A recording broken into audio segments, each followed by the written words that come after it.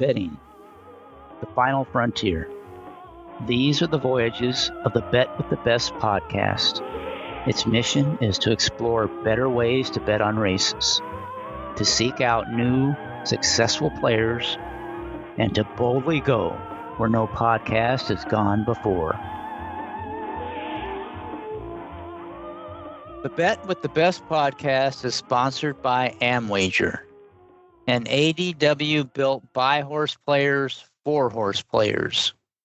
Speed, power, and ease of use are at the core of Amwager, designed to give players the information and tools they need to quickly make anything from a simple win bet to a complex, structured superfecta or pick five wager.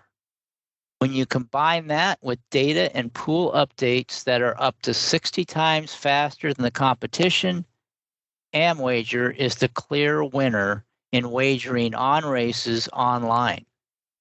Those are just a few of the many special features that Amwager has to offer, along with live video and race replays, free, integrated form-to-win past performance information, conditional wagering, and true odds, which are a prediction of off odds based on all available pool data. That and much more.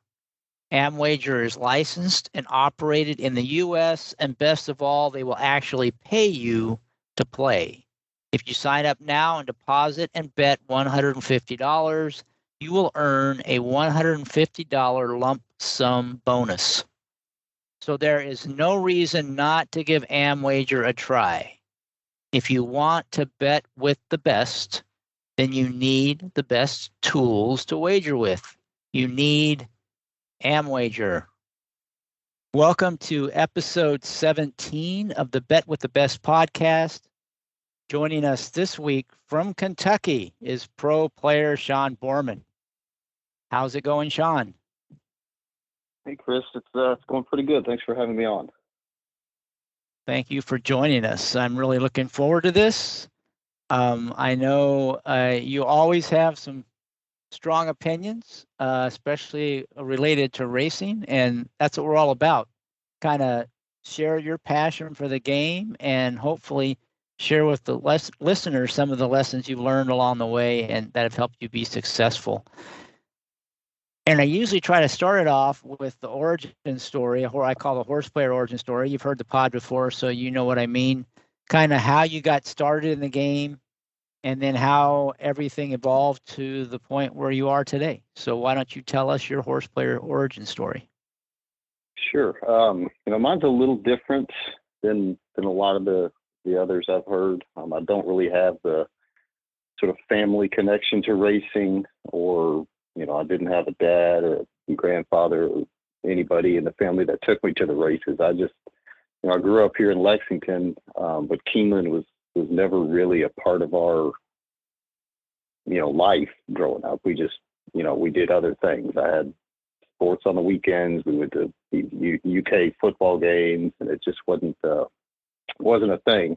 But as I grew up, I was always interested in sports and stats, and even sort of simulating entire seasons of different sports. I would just sort of make things up and go out in the backyard and play entire games and seasons in my head, and keep stats for mythical stats, but just something I enjoyed doing as I was growing up. And I think that sort of shaped my love for gambling. As I got older, I eventually got interested in gambling in high school.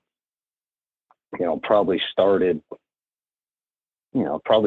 pitching quarters in gym class against the wall and playing cards and stuff like that. And then eventually I found my way out to Keeneland with a buddy. And at the time, I went to a Catholic high school, and we would cut class and go to the track, and we'd have to dodge the head of the school. The father, who was the head of the school, would always be in the paddock clocking horses and putting his bets together. So we'd always have to dodge him so we didn't get caught cutting class. But that was really my first foray into racing, was just sort of screwing around out there. And then, I got interested in sports betting, and this was right when the internet was sort of a free for all, and you could just, sign up for these accounts. God knows where they were located, but they would take any credit card you'd throw in there, and you could bet on, all kind of stuff. And that's sort of how I started gambling, was very ill-informed, rudimentary sports betting. I think my first bet I ever made was on the NHL playoffs, when I knew absolutely nothing about the NHL, but it was available and it's there.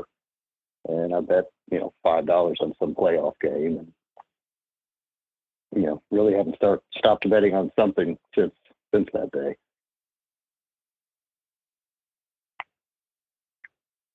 So, how did that wind into the racing part?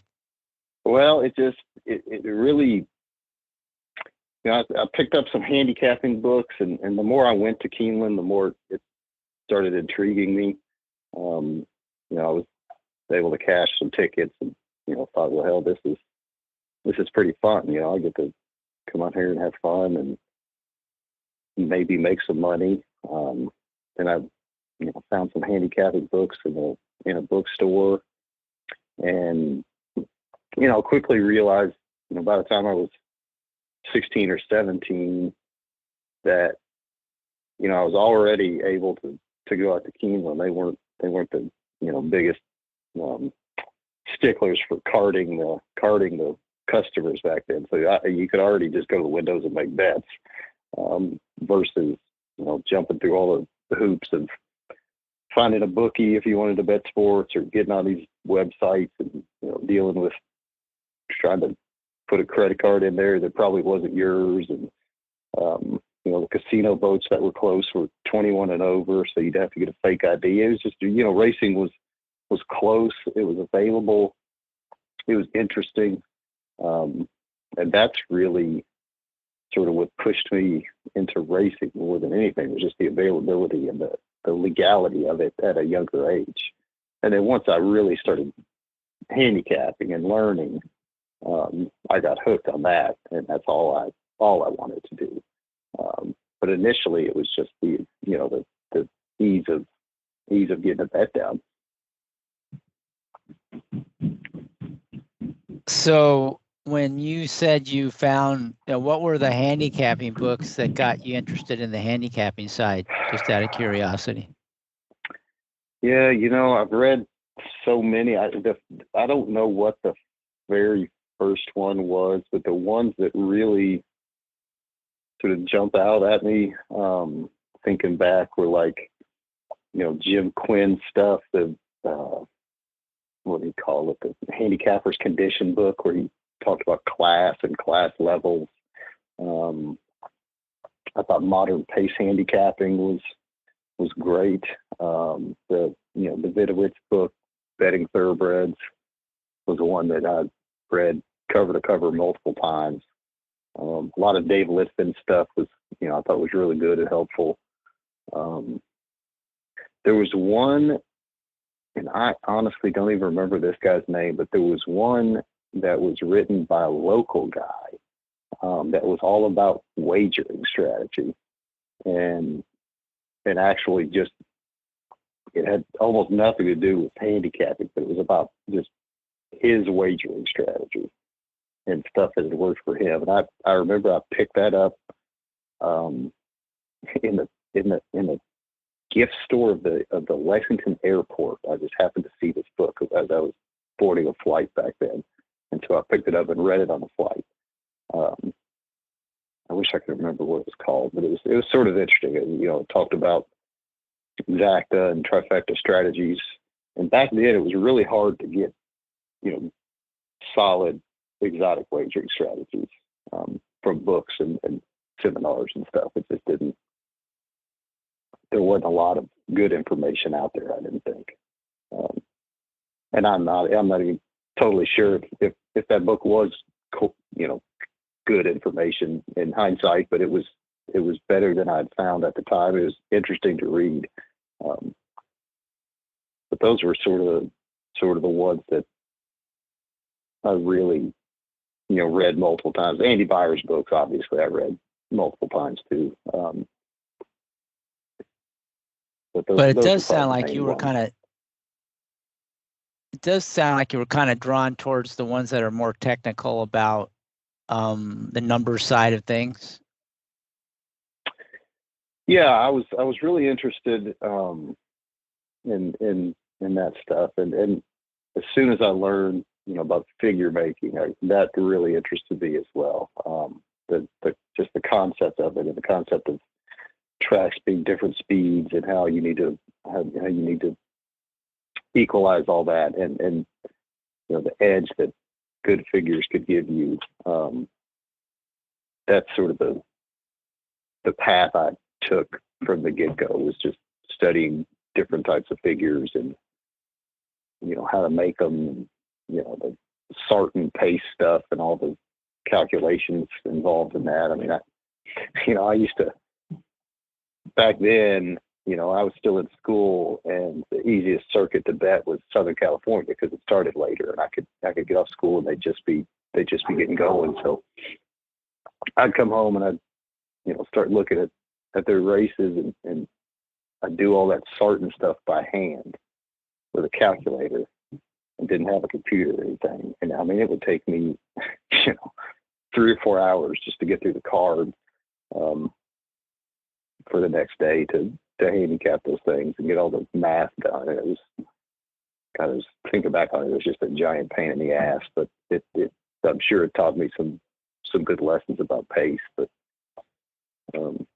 yeah, so figures have always been a big part of what I was interested in, for sure. And you still make your own figures, both pace and kind of final time figures, right? I do.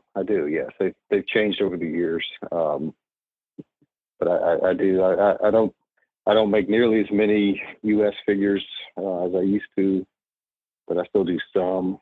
And I've got a guy that's helping me make some figures for the U.S. now. But I mainly focus on my Hong Kong figures. It's a lot easier to do one circuit than 15 or 20. So you do pace figures as well as final time figures, right? I do a full sort of, I call it a pace line. I'll do 2 pace figures for sprints, final figure, and a late pace figure. And then for routes, 3 pace figures, a final, and a late pace figure.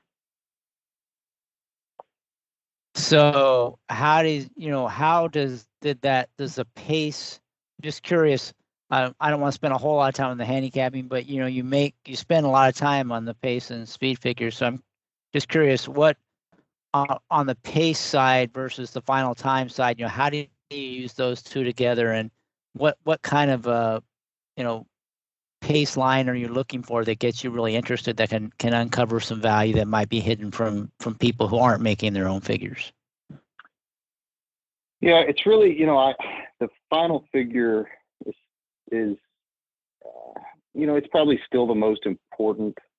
You want to know, a horse's overall ability, but I think how they get to that figure is really what I'm looking for. If they go super fast early and sort of coast home and still run a good solid final figure, but have like a bad late pace figure, that sort of tells me that they're vulnerable. That could sort of be even though the final figure is technically correct and a legitimate figure, in my mind it's sort of a phony fast figure, because it's not backed up by a solid finish. And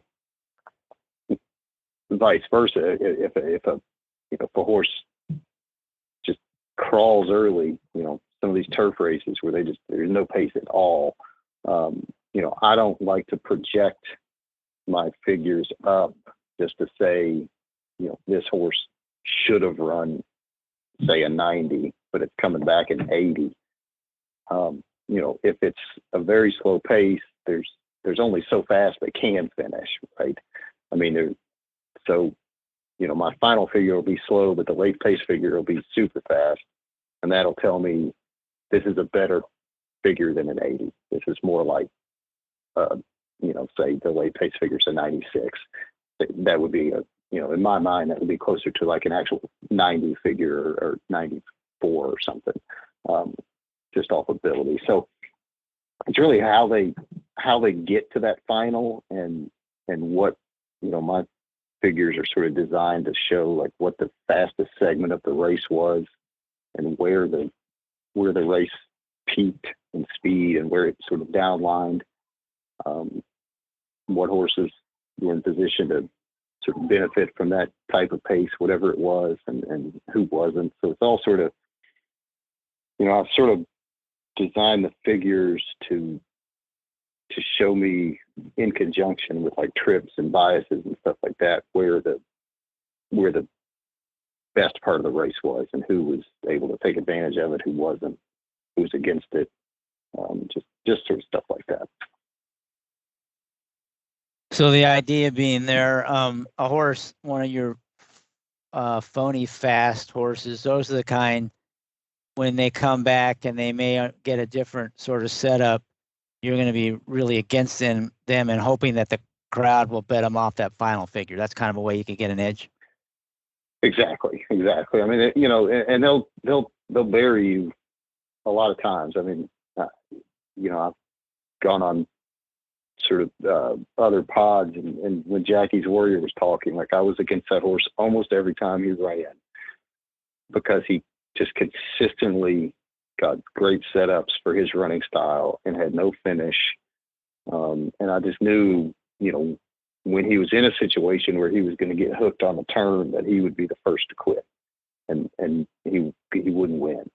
But I mean, they found spots for him where he was always going to be the best of speed. And he buried me time and time again until he didn't. In the Breeders' Cup, they finally busted him. And I had a pretty good day that day because of it. But it's, you've got to know, you can't just blindly bet against that type of horse every single time if today's current pace scenario is also in their favor, because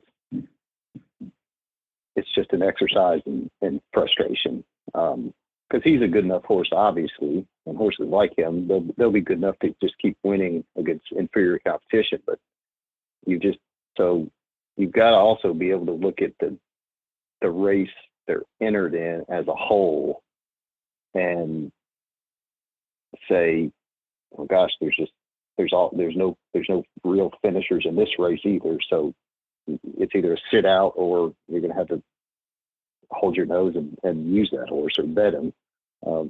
Typically for me, I just set it out. But those, that's a good example of a horse that I was consistently trying to beat and will bet against almost every time they run.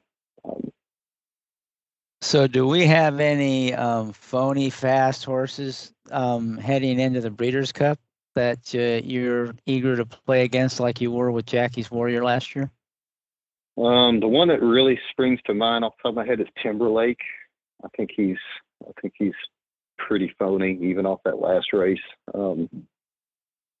He did improve off his previous race, but he still runs late pace figures that like a 15 claimer should run. So if he's in the juvenile and is a short price, I'm certainly going to try to beat him. So what about the opposite? So that makes a lot of sense. And I was always with you on Jackie's Warrior for what it's worth.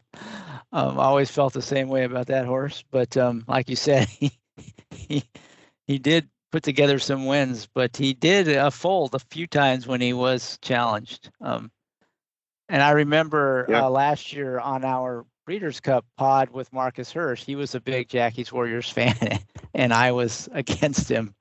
for all the reasons you said. You probably had better numbers to back up your opinion than I did, but I felt kind of the same way about the horse. So, and you can't, your example of Timberlake is a good one, because where you'll find those kinds more often, there's not so much in the older horse division, but it's the younger horses coming out of like impressive, win an allowance or a maiden race. But if you break it down the way you do, it doesn't look as impressive as a final figure. And when they get into a tougher race where they have a couple of horses like that in the same race, you can sometimes play against those and make a nice score. I think that's kind of, for me, that's where I spot those more often than not. How about you? Is it mainly in the younger horses, or do you find a lot of those? No, I think that makes a lot of sense. I think, because the public loves to bet visually impressive horses, and you tend to get a lot more of those in the younger sort of up and coming class levels and horses. Yeah, I think that's exactly right. Now it does happen with older horses, but there's probably more value in finding those sort of juveniles or young 3-year-olds that look real flashy but don't actually finish at par for whatever class level they're about to run at. I think that's exactly right. So what about the other example you gave where you sort of give them a pace boost because they can only finish so fast. So if they crawl early in the turf races, and certainly if you play turf racing nowadays, especially in New York, you get a lot of these races where they go 50 and change for the half. They can only finish so fast. The horses can only run so fast. And so you spot these horses whose their final time is pretty slow because of that slow early pace, but they came home really fast. So that's sort of another kind of in that case, it's the opposite. They actually ran better than their final fig. So you're hoping that people are playing them more off that final time than the finishing time, and that's how you get value. Exactly. Yeah. I mean, it's the 2-year-old that won I think it was the Bourbon Stakes at Keeneland last Sunday, a week ago. Buku, right? Or Buku? Yeah, I can't remember the name of it, honestly. I'm terrible. Is his name, was it Buko or Buku or something like that? Is that the one you're thinking of? I could look real quick. But it was, right, I know it was the last race on Sunday, and I think he paid 27 to 1, maybe. But he was a horse that had sort of a slow final. I think he was coming out of Kentucky Downs. As soon as this chart loads, I'll tell you exactly. But he had way the best late pace figure in that field. And it was not only best in the field, it was well above par for the class level too. So I didn't bet the horse, and I didn't make a score or anything. And quite honestly, I noticed it after the fact. No, it was the Cassie horse Can Group was the name of it. Can Group. But he, had a tremendous late pace edge on that field as a 2-year-old. He had run sort of a older stakes quality late pace figure, and he won that race at 27 to 1. Actually, I think he was like 40 to 1 or more, and got the last flash knocked him down to 27 to 1. But that was a pretty good example of a horse that had slow finals and didn't look super impressive on paper, but sort of had some hidden ability in there. That I'm always looking to bet on that type of horse. So how did you become serious horse player where you're pro level? How did you scale up to that point where you got interested, you started to learn the ropes? How did you get from there to where you are now? What did you? Kind of describe that. I was very lucky. I made the insane decision to drop out of college. I at the University of Kentucky, and wasn't happy and didn't, just frankly didn't give a shit about school anymore. I just was reading the racing form and wanting to, would much rather read handicapping books than textbooks and go to the races. So I made the decision to drop out of school to be a professional gambler. I convinced my dad that this was a good idea. And Dad is one of the most supportive people in the world. And so he said, you can, if you're not happy, you can do this, but we need to go talk to our accountant. And Mom and Dad's accountant was their accountant for a long time, but was also a family friend. So he, really trusted his advice and just wanted to make sure that if I was going to do this, I was going to do it the right way. And, so we went and talked to our accountant, and during the course of the conversation, he looked at my father, and Dad was a pediatrician here in town for 40 years. And, he looked at Dad and said, I can't tell you who it is, but I take care of another client who does this. And, he told me, gave us some background about who it was, but didn't, obviously couldn't tell us his name. And so, we had that meeting, and I set off, and, I think I had a UBET account. I had a TVG account, set up a little home office, and I just started betting horses. And then every now and then I would go out to Keeneland and go out there and bet. Mainly at night when Turfway was running, I'd go out and play at the track, but a lot of times I was just at home. Had, middling success. I was losing, but not getting killed. Was being taught a lot of bad lessons from watching TVG about, you should play the pick six every day. It's the best wager of all time. The typical shit that they put up there. And I'd gravitated towards picking winners and playing pick threes, pick fours. I don't think there were pick fives back then, but the pick six I would mess around with occasionally, with no success at all. But I was interested in the verticals, but I could never figure out how to play them. I had no real idea. Picking winners seemed pretty easy. Picking third and fourth seemed impossible.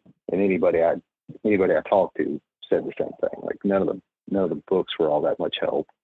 I went to a seminar in Vegas. I think the DRF put it on, and there was an exotic wagering panel, and somebody asked about trifectas, and somebody on the panel said, "Well, just don't even play them. You can't forecast who's going to run third anyway." And I was like, "Well, this is really great information." And somewhere along the line, I did that on my own for a year or two maybe, and somewhere along the line, I read an article in DRF about Mike Maloney, who was a previous guest on this podcast. And it, some of the things they said in the article sounded familiar, and said he had an office at Keeneland, was Lexington based. So I called Dad and I said, "Dad, does his name sound familiar?" And he said, "Yeah, I definitely take care of Mike Maloney's kids." And I said, "Well, that's got to be who our accountant was talking about." And I looked his number up in the phone book, and I cold called his house. And his wife at the time picked the phone up, and we chatted for a few minutes. I told her who I was, and she loved Dad, said he took great care of the kids, and said, "Yeah, Mike would be happy to talk to you." Yeah, I come to find out Mike wasn't super thrilled about talking to me. He didn't really want to, but he did. He had me over to his house. It was right around this time of year, during the fall meet at Keeneland one year. And, we sat there for an hour and a half, and he taught me some trifecta strategies and, stuff that he looks for and how to play verticals, and told me, this is sort of stupid. You don't really want to do this. I think he actually wanted to talk to my dad. He wanted to call my dad and talk to him and say, this is sort of insane. Are you really okay with him going down this path? He didn't want to send me down a path my parents weren't super thrilled with. But Dad was like, yeah, he's going to do it anyway. He's already sort of doing it. So if you any help you can give him, just that would be great. And so Mike, we sat there and talked, and he, said, reach out, wherever you can, or whenever you want to. I'll be happy to talk to you again. And that was that. I'm sure I called him not too long after that, but I didn't want to bother him. So I went on maybe the next spring at Keeneland. I played that winter and chatted with Mike back and forth a few times, I'm sure. But the next spring meet at Keeneland, 6 months after that was really when some of the stuff that he had taught me started to click in my head, and I started to have a lot of success. I just really, I had like a 6-day stretch at that Keeneland meet where I made $15,000 or $20,000 just playing tries and supers the way he had taught me, and sort of using some of the, I was making my own figures at the time, and they were working well, and everything just sort of clicked. And not long after that, I bumped into Mike out at Keeneland one afternoon, and he invited me to sit up with him in his office that they had built. And that just turned into me sitting up there every day, and him sort of becoming a mentor and good friend. And it was really the best environment to learn how to actually wager on horses, not just how to pick horses and handicap, but how to actually put bets together and wager on horses. It was really, I sort of would equate it to, Mike back then was betting so much money, and he did it all at the windows. He didn't have a computer model or anything. So he would go to the windows with a live teller and call tickets. And I would just go up there with him sometimes and listen how he called his tickets and how he allocated his dollars, and just sort of learned his thought process about wagering. And, he was betting so many races, and it was sort of like when the, online poker started, and those poker pros were able to play 10 hands at once versus one hand live. I was just getting a sort of a fast track education on wagering strategy. And it was great. I mean, and also handicapping, honestly, because, we had 12 TVs in that office. So we had every track on you could imagine. We would take trip notes at 4 or 5 of them every race. We'd take, one or two other tracks. We were always jotting stuff down about, trips horses were getting, biases, jockey, moves and intentions. You really just got a crash course in handicapping, but mainly wagering. But also, I was young and stupid, and, I sort of thought, I get to sit here with this guy who's a legitimate professional, betting a lot of money. Obviously professionals bet a lot of money. So it led me to participate in stuff that I had no business participating in. I bet too many races, had a real bad losing streak, and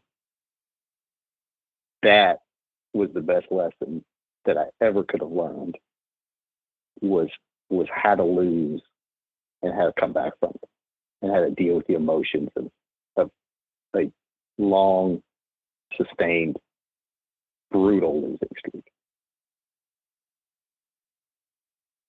All right, so let's pause for a second. I want to follow up on a few things that you said, because I'm sure the listeners would want a little more detail. So first of all, Mike got you going on, okay, he finally helped uncrack the puzzle of the vertical wagers, and gave you some ideas about how to attack tries and supers that you had some success with, at least back at one point.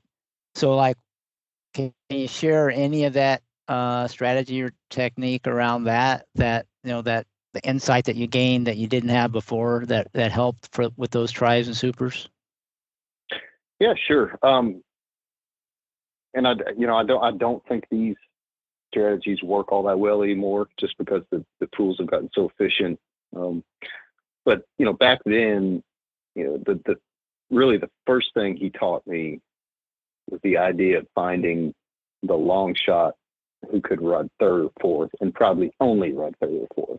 He was a deep closer, or he was 5 lengths too slow on figures, but had a stamina edge, or was turning back in distance and had an edge on being able to outfinish some of these horses, and would get in the number but wouldn't win.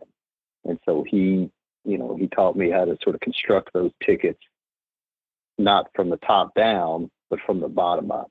And the idea of keying a horse only to be third or fourth was completely foreign to most people. But it made complete sense the way he sort of laid it out and explained it. And, that's exactly the bet that I made multiple times at that Keeneland Spring meet, where, I was keying a 30-1 turf horse that was cutting back to a 7 furlong sprint on the dirt and had tons of stamina. And was just, you knew it was going to come running at the end of a race where other horses might not be.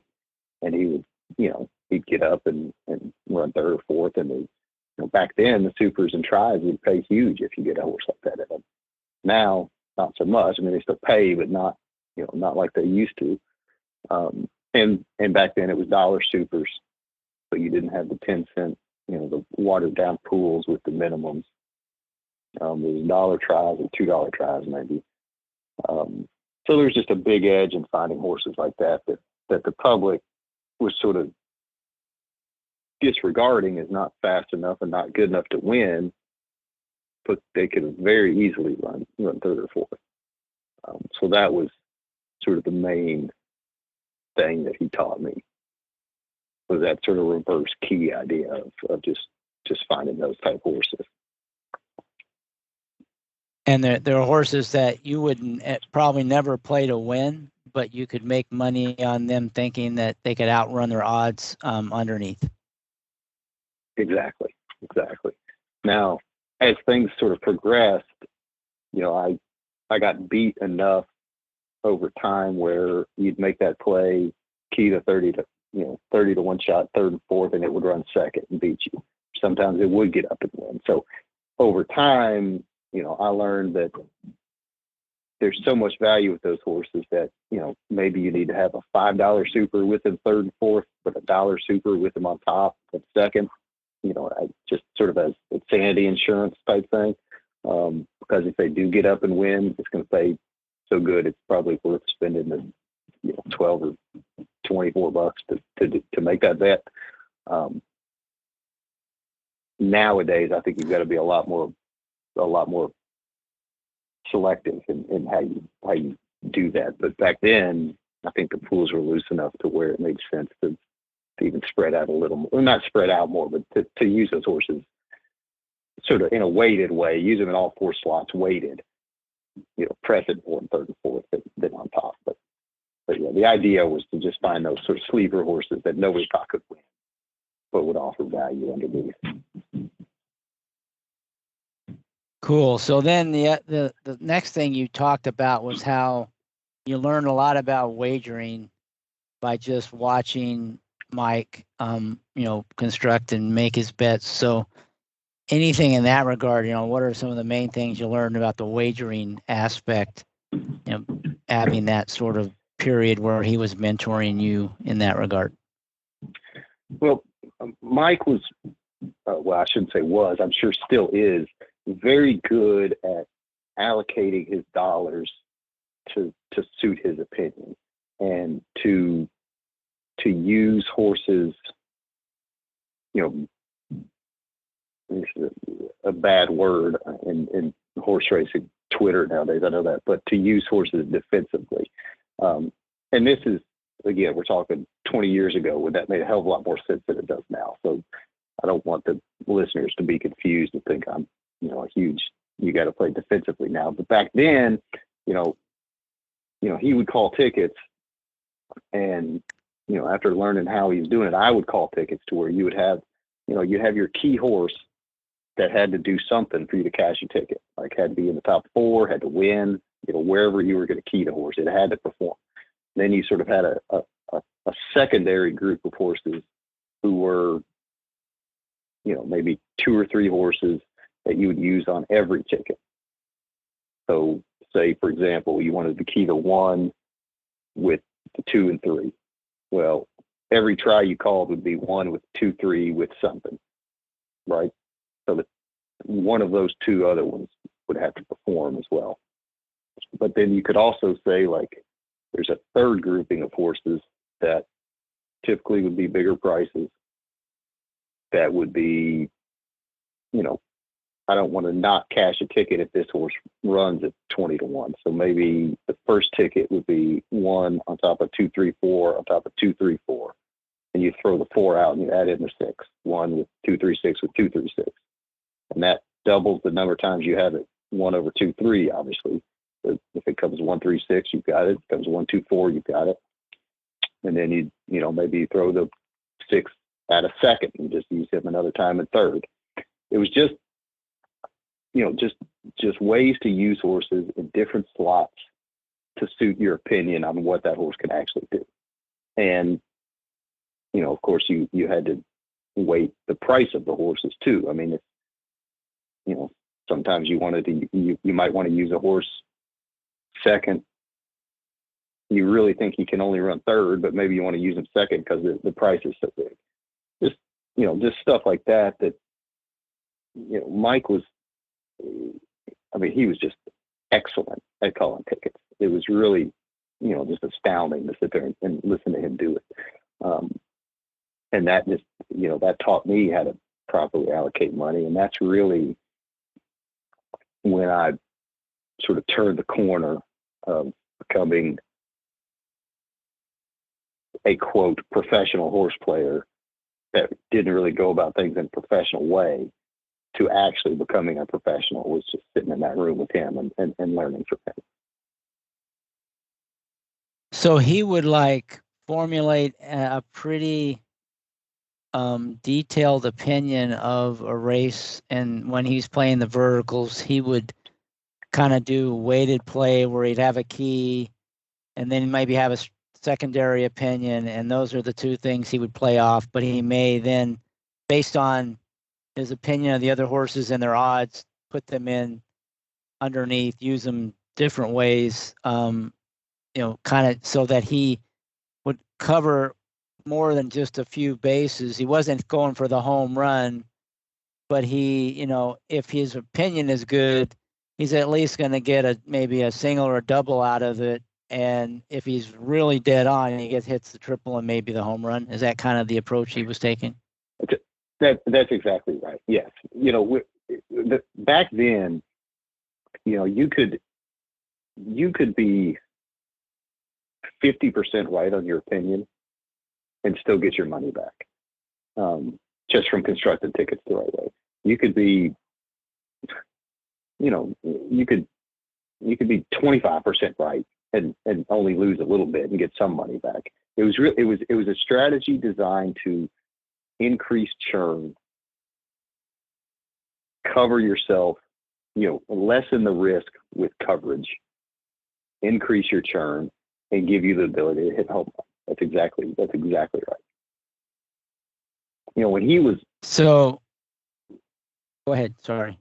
I was just gonna say when he was 100% right on his opinion, he'd kill a race.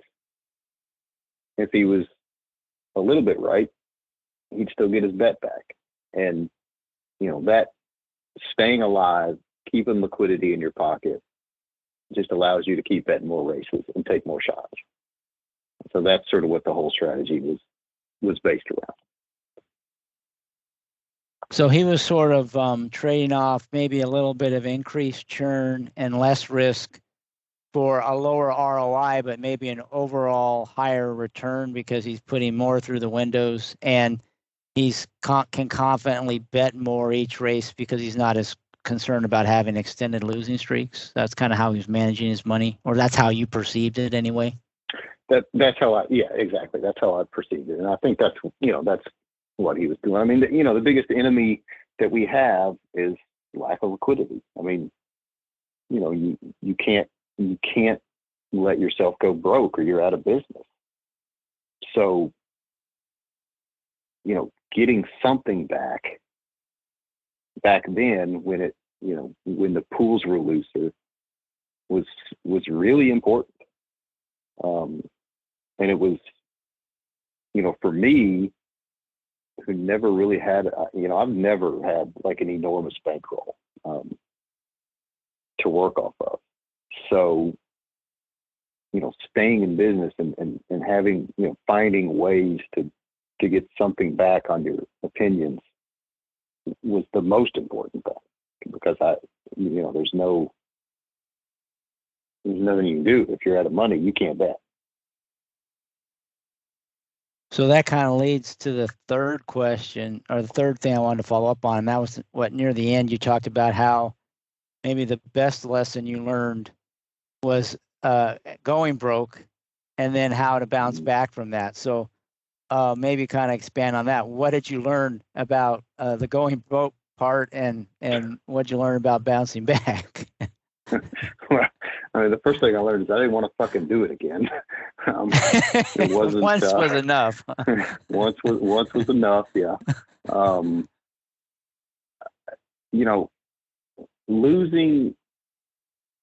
Losing should cause reflection. I mean, you should sit down and think about what you did wrong and how to fix it.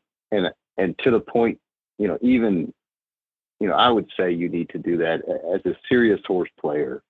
You need to do that on a daily basis, honestly. I mean, that was sort of my ritual when I would drive home from Keeneland every night. I would put some music on, and I would just think through my day, think about what I did right, but more importantly, think about what I screwed up and how, what mistakes I made in my wagering that cost me money. And not necessarily cost me losses, but cost me from winning. And that kind of analysis of yourself, I mean, all you're really doing is analyzing yourself and your personality and stuff like that when you're doing that. That's the most important thing that I ever learned, was sort of how to lose, how to deal with it emotionally, how to make that drive home knowing, I'm on the brink of going broke, what I need to do to fix this. And I very quickly learned that, that Mike and I were playing two different games, really. I didn't need to go out there and bet every single day. So there were times where I wouldn't bet. I mean, I would take a month off, and I'd still go out there and I'd watch races and I'd trip races and I'd make figures, but I wouldn't bet, or I'd just force the game to make me a bet, to just present some opportunity where you just absolutely had to go to the window. And even if it's a $5 try box, where you just had to, the value was so good you just couldn't stand it. And I got real good at honestly, I got really good at not betting. But that in those early years, that's what saved me. I mean, that's what allowed me to stay in the game long enough to where I could consistently win. And it's funny, Chris, even to this day, the best bets I ever have made were ones where they just forced me to do it, where I didn't want to do it. There were times where I would sit in that office at Keeneland during the live meet, and Mike would go down to the bluegrass room, and he had a table down there, and I would just sit in that office by myself sometimes. And there were times where I'd rather jump out that damn window than bet a horse race. Things were just so bad. But the ones where they made me get up, made me go to the window and bet, my ROI is probably fucking outstanding on those bets, because it's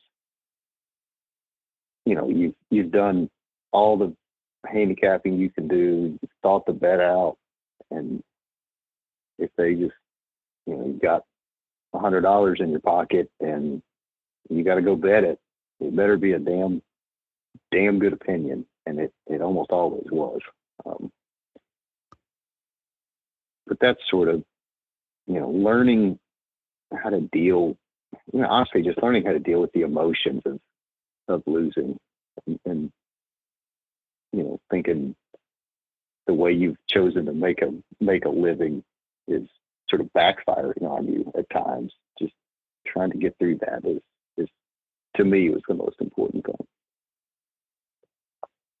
So what did get you through that? Just you could take a time out, reassess, wait to jump back in, and until you get one of those really good opportunities to jump back in. Or how did you get through those times, or how do you still get through those times? I've gotten to where I'm very patient, and I just sit there and wait until there's a betting opportunity that, like I said, just forces me to make a bet. I mean, it's to where, there was one time I remember, and this wasn't like a horrific losing streak, but I was on a bad enough losing streak to where I was sitting there opening weekend of the Keeneland Fall meet, Fall Stars weekend, where they have all the big Breeders' Cup preps. I was sitting there not betting those cards because I couldn't afford to risk marginal opinions at the time. And there was a Breeders' Futurity. This might have been on the poly track. I think it probably was on the poly track, but there was a Breeders' Futurity where I was convinced they had like the top 4 betting choices were those Phony favorites that we talked about earlier, where they had no finish. They were sprinters stretching out, from Pletcher and those kind of guys where they're going to draw money. They've got flashy 2-year-old sprint figures coming into Keeneland trying to go long for the first time. And there were 3 proven routers in the field that I thought, just their ability to get 2 turns and their ability to finish in a race full of just stretch out speed, made me go up there, and I made a $5 trifecta box. They were all huge prizes. They ran 1, 2, 3, and I got back 15,000. And I was like, shit, that was just a stab too. That wasn't, it was a good betting opportunity. I should have bet a hell of a lot more, obviously. But it was just a bet that, I wasn't going to be able to stand it if that scenario played out, and I was still sitting in that chair watching it. So the odds in the scenario forced me to go to the windows. But that was probably the first bet I've made that week, maybe in 2 weeks.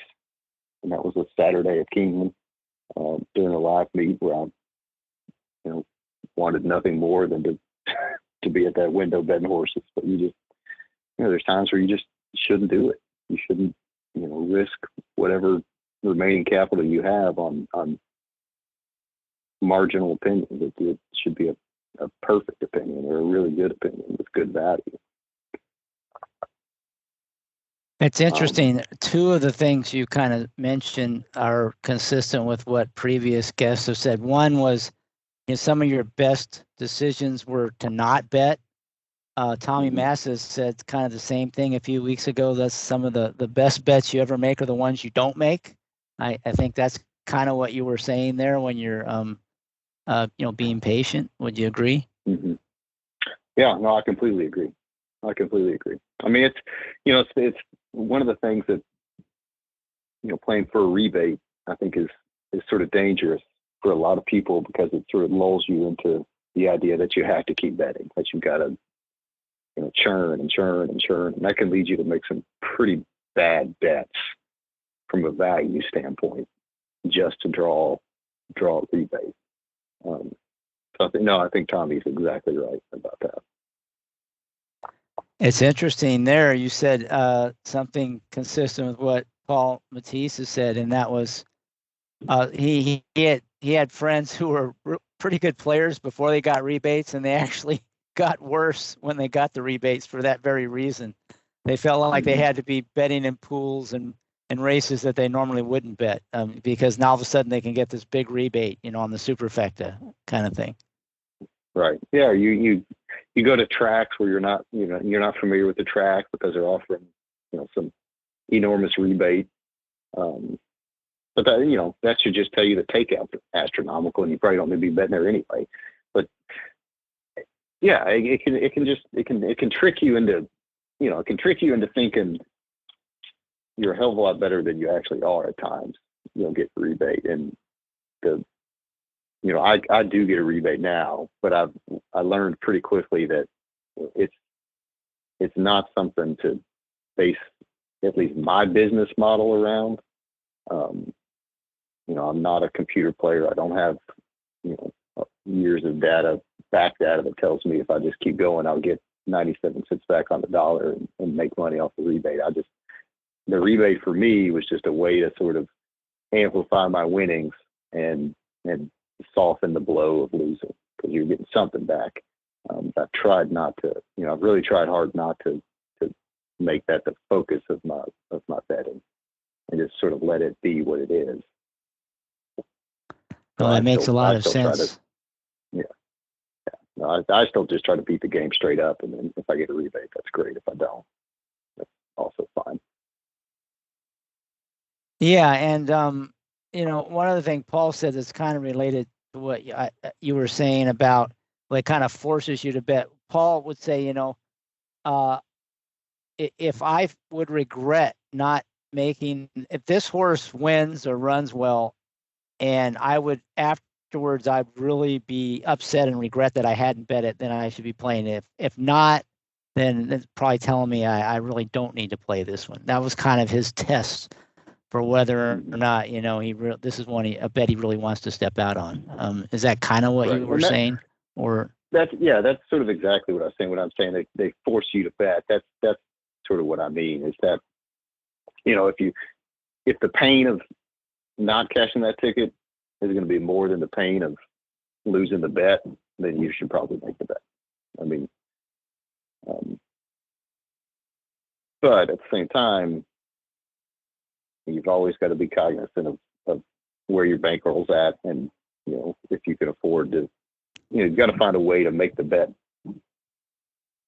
not be too big a percentage of your remaining bankroll, I guess is what I'm trying to say.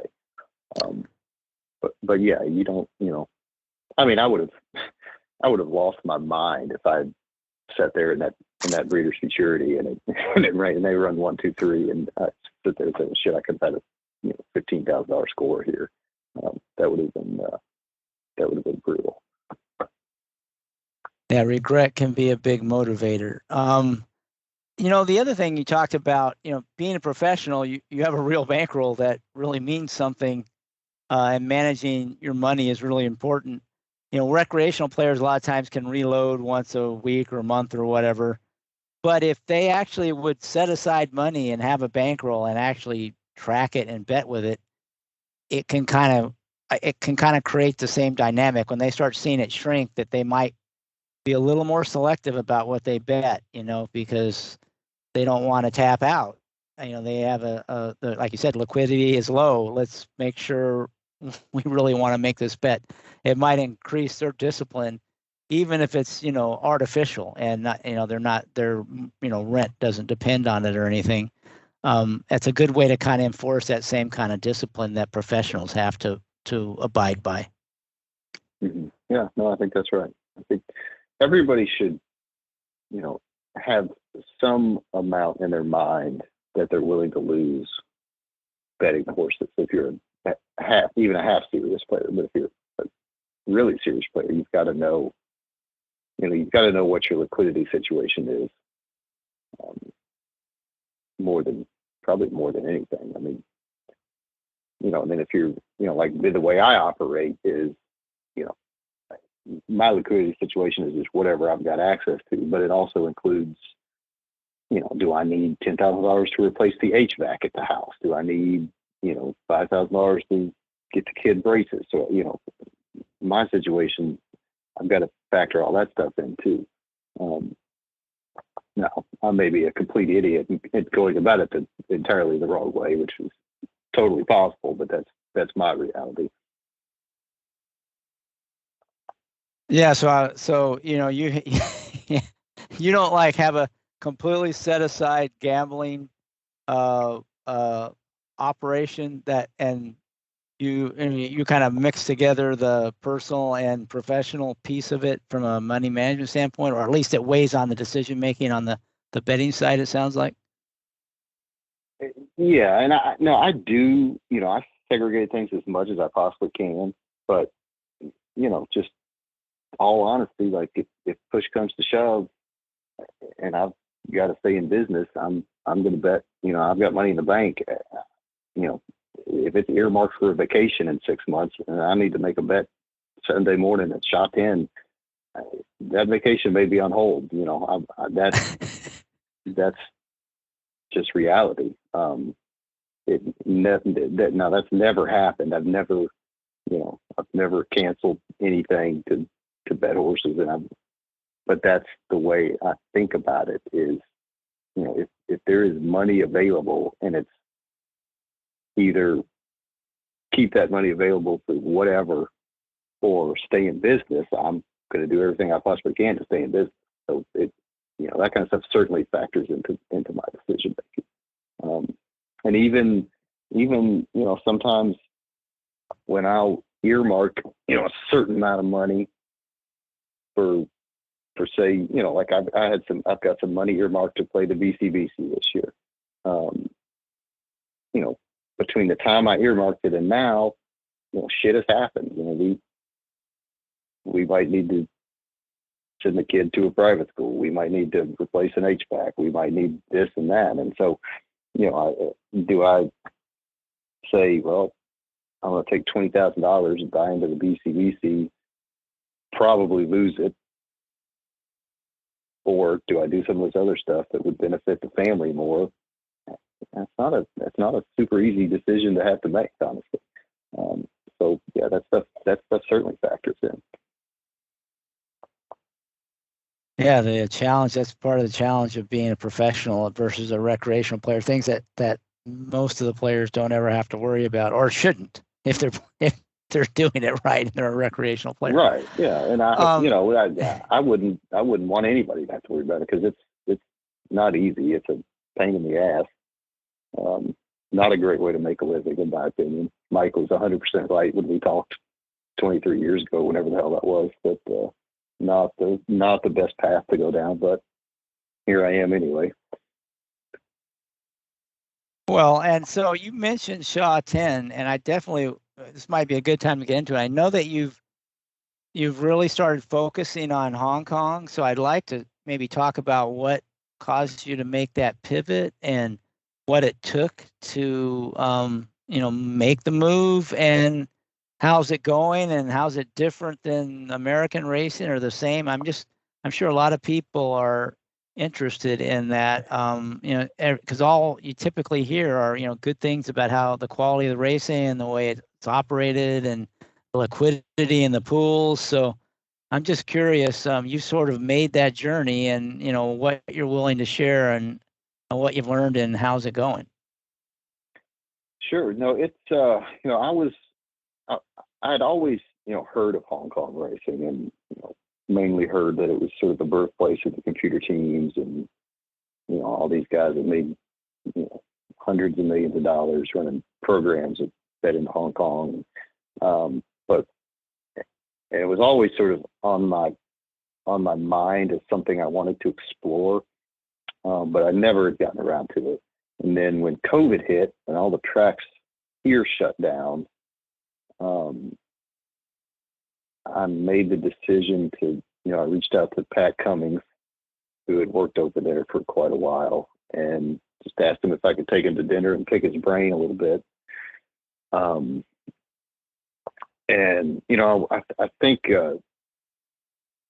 there was an article written by a young guy named John Camardo, and he talked about the access to data and how the Hong Kong Jockey Club gives free access to all this loads of information on their website. And so that I read that and called Pat and said, this is something I sort of want to explore. Now that COVID has shut basically everything down here, it was a good time to make that decision. But the real reason to ultimately to do it was just the state of the industry in this country. I mean, it was just getting, it was getting harder and harder to price anything with the late odds drops, and the very clearly computer teams have become a much bigger part of the pool, a much bigger percentage of the pools than they were when I first started. And the verticals were becoming, much more efficient. And I for 15 years probably bet 75% of my money in the tri and super pools. That's just where I played. That's where I had my success. But all of a sudden, aside from like one or two really good hits, I was becoming a losing trifecta and superfecta player, and not just losing, just getting killed. So just sort of the shift in this country and the COVID thing led me to explore it. And, I had dinner with Pat. He gave me a real good sort of crash course and got me sort of pointed in the right direction. And then I just started watching racing there. And, John, the guy who had written that article, I'd gotten in contact with him and he helped me with some data stuff, and he helped me, start making the Hong Kong figures at the beginning. With, he helped me with like calculating the daily variant and giving me access to some of the data that he had started collecting. And it just very quickly, within 2 or 3 weeks, it was just very obvious. It was a much better wagering product. It was a much better product overall, even from like a television standpoint, and obviously the data they provide on their website is tremendous. But really just the wagering. I mean, once I started making figures and taking trip notes and seeing the betting possibilities over there, I was just hooked. It's like it was, in this country, when I first got started, you could legitimately go to the track on a Wednesday afternoon and you could make $20,000 or $30,000 if you hit a race right. Or you could make $100,000 if there was a pick six carryover or something. I mean, you could still make really big scores every day of the week back then. I just don't think that possibility. The pools are so efficient now, and the field size is down, and it's just much harder to make big scores in this country. But over there, there's so much liquidity. I think there's more dumb money in the pools, and you can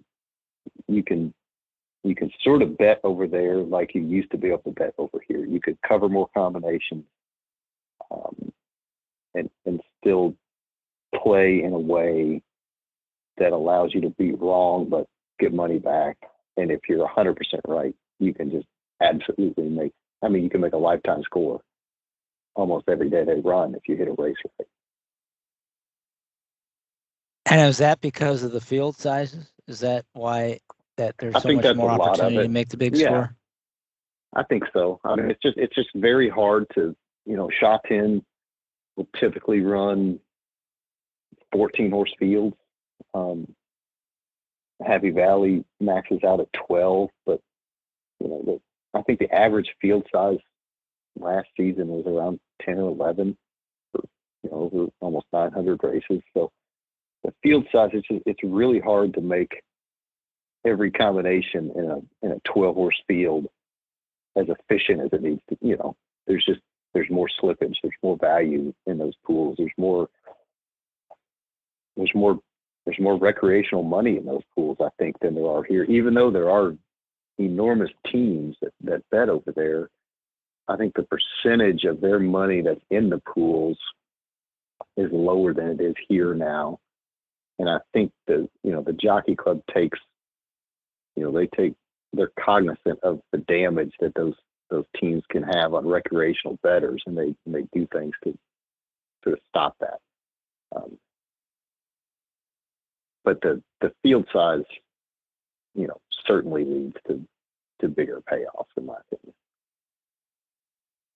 So what pools do you focus on there? And are you still like into the vertical type pools, or have you shifted your thinking?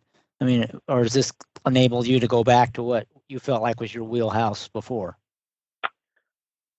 It's funny. I initially thought I was going to go back to the way I used to play, that I'd be playing a lot of tries and mixing around. But my sort of betting strategy has just changed overall in the last 5 years, to where I'm a lot less spready than I used to be. I'm a lot, my bets are a lot more concentrated on, what I used to call a kill bet. The last 20% of the money I would bet on any given scenario was just the absolute, like, this is my opinion. This is exactly how I want it to run. And if it runs that way, I'm going to crush it. That was the kill bet. A lot more of my money is that bet nowadays than it is, spreading out in tries and trying to catch some enormous try. Just sort of my betting personality's changed, but you can bet that way over there if you want to. I've gotten to where I've never really liked losing money. I really don't like losing money now. So, my worst days in terms of how much money I've lost are well behind me, because I don't have the stomach to even think about losing like I used to be able to tolerate.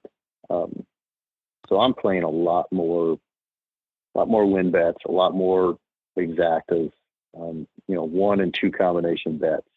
The only exception to that really is the pick six. I still love a good pick six, and I really like their pick six.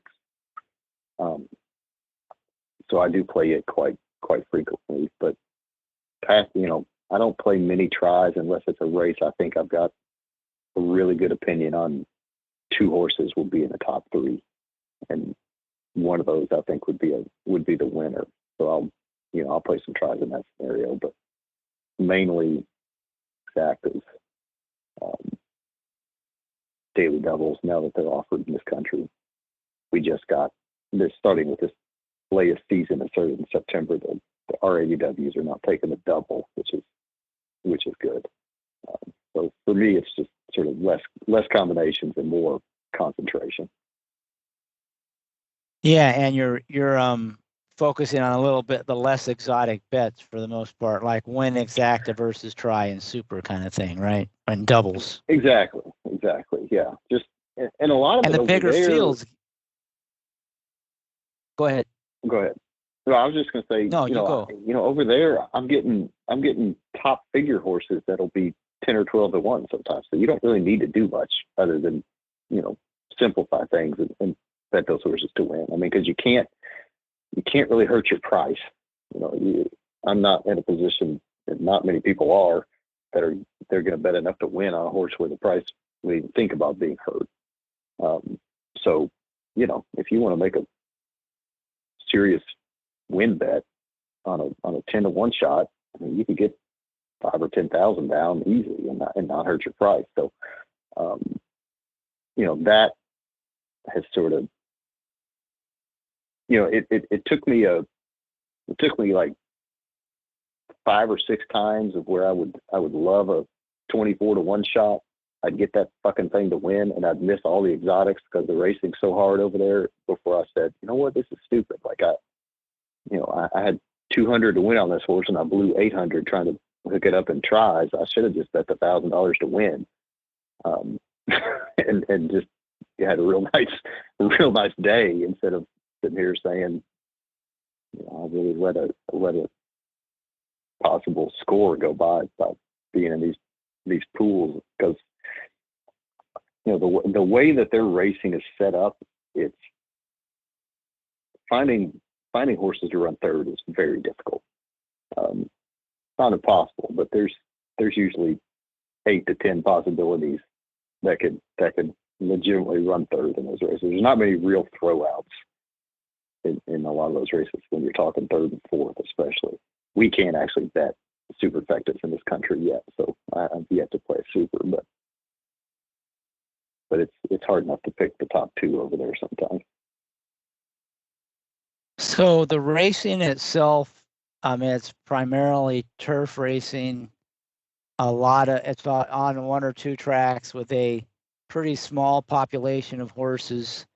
So you get to know pretty much all the horses. And I'm guessing from a figure standpoint, you could probably build some pretty reliable figures given the good data and, that there's a whole bunch of races at the same distance on the same track. A lot of less variability and all that sort of thing. Is that true? Do you find your figures are pretty solid, say, compared to trying to do them at, multiple tracks in the U.S.? Yes, absolutely. They do, there will be times where you have to split a variant every now and then, but typically it's just you use one variant. You've got sort of full faith in the figures. It's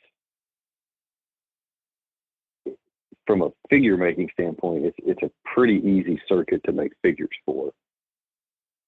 But they also seem to mean a lot more over there, because I don't think many people are doing good figures over there. They rely more on just raw sectional data instead of converting it into a figure, and sometimes I think that trips them up. And they also love to bet, even more so than here, like visually impressive horses. Just the nature of their racing it's a lot of close finishes. So when you get some horse draw off and win by 5, they think it's the next big superstar, and you get a lot of those kind of horses that just don't run that fast. They'll be super impressive, but not that fast, and you could bet against them a lot. What about figures? I know they No, go ahead. I was just gonna say the figures are very reliable and not super difficult to make. And the timing, that's the other thing, is making figures over here had gotten to be such a pain in the ass because of the timing issues. It was hard to trust your own work a lot of the time, where over there, they've had 1 or 2 timing issues since I started making figures over the last 3 or 4 seasons. But they acknowledge it. They send out a press release. They tell you why the issue happened. They tell you what the corrected timing should be. It's very easy to fix your figures and just go on with life. Where over here, you're still sort of guessing. And there's no run-up issues over there either. They don't have this, this bullshit that, like Craig pointed out on Twitter the other day, where the 2-mile races at Keeneland were run with 2 different run-ups for some reason. That's not a thing over there. So you don't have to worry about that nonsense either. What about move-up trainers? Do you have any move-up trainers in Hong Kong? They don't claim there, right? So there's no claiming. There are certainly some trainers that are better than others, but there's no. I would say no. There's no super trainers like there are here. There's no. I think the best guy every year hits at like 16 or 17% wins over there. Part of that is field size, and it's very hard to win consistently in 12-horse fields versus 8-horse fields. But there's no, there's also not a lot of shenanigans. There's much less shenanigans than there are here, seemingly. The guys that aren't quite as good over there still win plenty of races, and they have to win races to keep their license. They get kicked out if they don't. So it's a just like the horse population, you mentioned how it's small and isolated. There's only so many trainers. There might be 20. There's only so many jockeys. You can really learn the connections, and particularly on the jockey side, you can really learn those guys' tendencies just by watching races, because fields are so big. They have to make a lot of important decisions during the running of those races, and you can really learn who does that better than others and who understands pace better than others. But I pay attention to who trains the horses I'm betting on over there, but nowhere near as much as you have to here. I mean, it's just a different setup. You're making it sound like a Horseplayer heaven or something here, Sean. I really think it's a better product. I mean, it really is. It's, the downside is the time change, the hours. It's not easy to, especially the shot 10 cards on the weekend when it's, they start. Right now, they start at 1 a.m. Sunday mornings for us. So, that's a long night. And it's difficult, at least for me, to sit here, 3:30 in the morning and make good financial decisions. But it's worth it. The other advantage they have, in my opinion, is they open the pools 24 hours in advance. So, it's possible to sort of have a pretty good idea of what price your horse is going to go off at a few hours ahead of time. So if you were inclined to just, look at the pools at, 10 p.m. on Sunday or Saturday night, you could put some bets in, have a halfway decent idea of what kind of odds you're going to get. So you don't necessarily have to be up all night. I don't think if you're playing extremely seriously, that's not really a great option. But it's for recreational people, that would certainly be an option. And then the other track, Happy Valley, runs Wednesday mornings, and that's not really they start early. They start at 6:45, but that's a great card to bet for North American based players. So in terms of the races themselves, are they similar to a turf race in the U.S.? Is it quite a bit? Is it quite a bit different, or are they? From a pace standpoint, since you're big on the pace figures, is it kind of similar, the turf sprints and turf routes, to U.S. racing, or is it a whole different game? I think in general their turf racing is a little more normal from a pace perspective. They will get paces in those races. There's far fewer no paced races over there.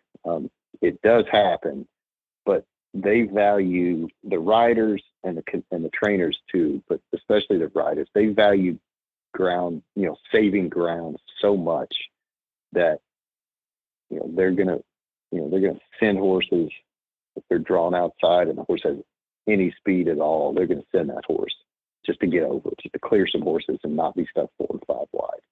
And that that alone just injects more pace into the race than you get here.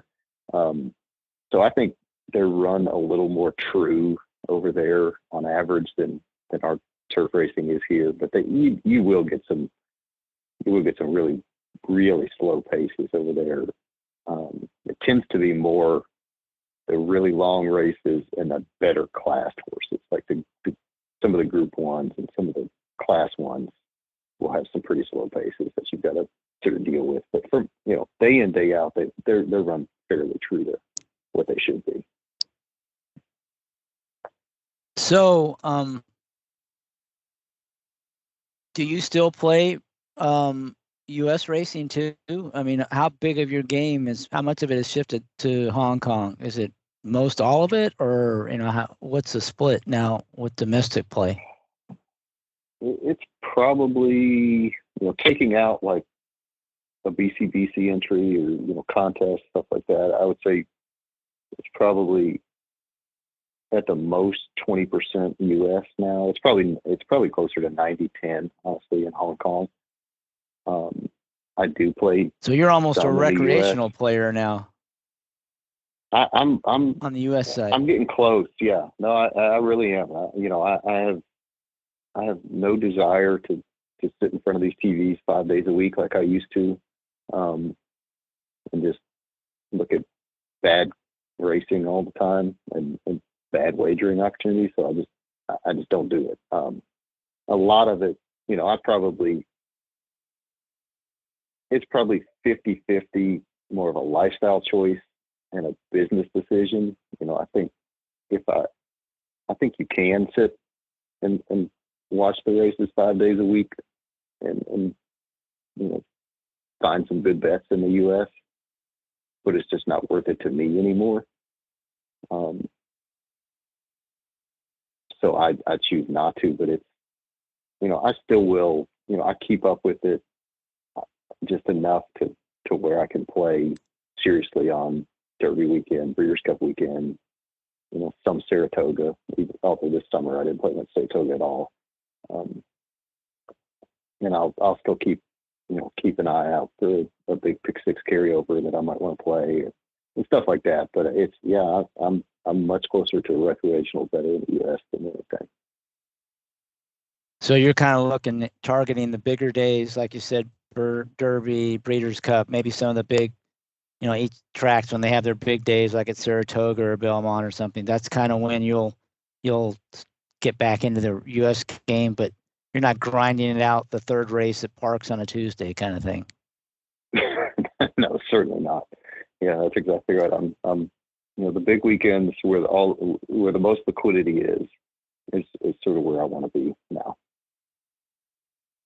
So what are you looking for on the U.S. side? We've got the Breeders' Cup coming up. So you mentioned the Breeders' Cup Betting Challenge, and you mentioned contests. How big a part of your U.S. play is contests? Do you get involved in contests throughout the years, or just like for the Breeders' Cup and that sort of thing? It's mainly just the Breeders' Cup contest. I don't love the contest scene. I think it's just things about it I find distasteful and don't really want to participate in. I also,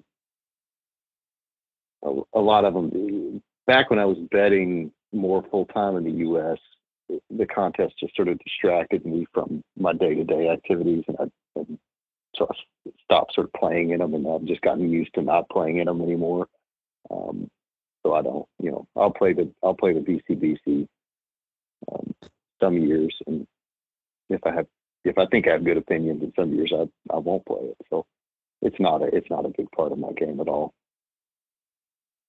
So let's talk a little bit about, since your focus on the U.S. side now is on the bigger days, and these Breeders' Cup is probably as big as it gets. How are you going to attack the Breeders' Cup this year, or even the Breeders' Cup Betting Challenge if you're in that? But I mean, what are you looking for? Do you already have horses you've identified throughout the year that you're interested in playing, or are you going to wait and see and take a look at your numbers and formulate some bets I'm just curious how you're going to approach that, since it's not. It it sounds like from a U.S. standpoint, this will be probably one of the biggest weekends, if not the biggest weekend that you'll bet. This probably in Derby Day, I'm guessing, in the U.S. So how do you approach that? Well, I've had pretty good success in years past with European horses. I've worked with a guy over there who sort of taught me a little conversion from time form to buyer, and I've sort of taken that to make sort of my own sort of late pace stuff for those European horses. But I've had some pretty good success betting those horses and finding ones that are going to be bet on the tote and have big reputations, but don't necessarily stand out from a figure standpoint and a late pace standpoint.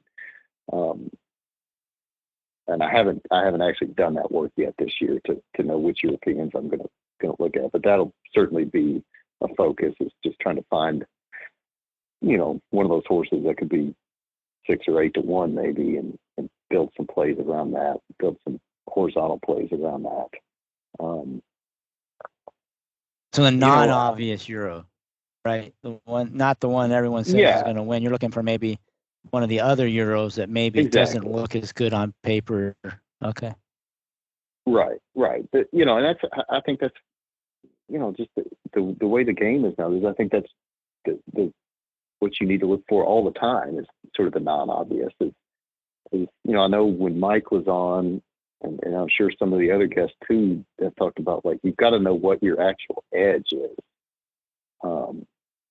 And I know that my figures and my ability to interpret pace and stuff gives me an edge. So I need to find the situations where that happens in these races. And if it's not there, I don't really need to be betting, because these pools, there'll be more recreational money in these pools on Breeders' Cup weekend, but they're still going to be very efficient. So you need to find some non-obvious stuff on a not for the contest. I think for the BCBC, you sort of need to drift more towards the obvious, but that's a different thing. But just for day-to-day betting on Breeders' Cup weekend, I'm looking to find a horse that's obvious to me that isn't obvious to everybody else, and just build from there. Just build a betting scenario. Then I just sort of let the rest of that race itself, or the sequence that leads into this horse, sort of tell me how I need to bet it. So can you give an example, maybe in a recent Breeders' Cup where you found an edge like that and exploited it? The turf sprint at Keeneland a few years back that Glass Slippers won. I had done some figure work on her, and I knew she was, one of the fastest horses, if not the fastest horse in the race. And I had the narrative of, Europeans can't win turf sprints in this country really helped, because nobody wanted to bet on her or any European in a turf sprint.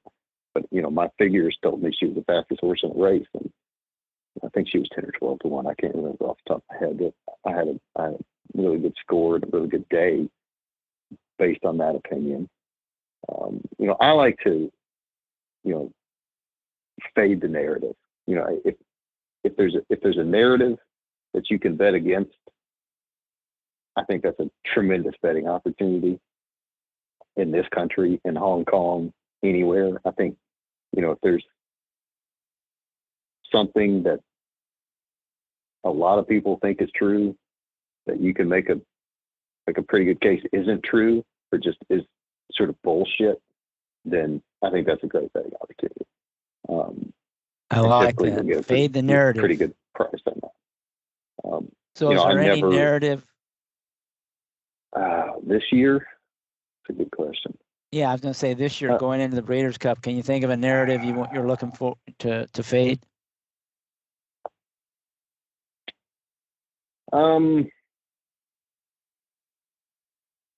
Off the top of my head, not yet. I'm sure, one that's probably going to start coming true pretty soon is the Japanese thing.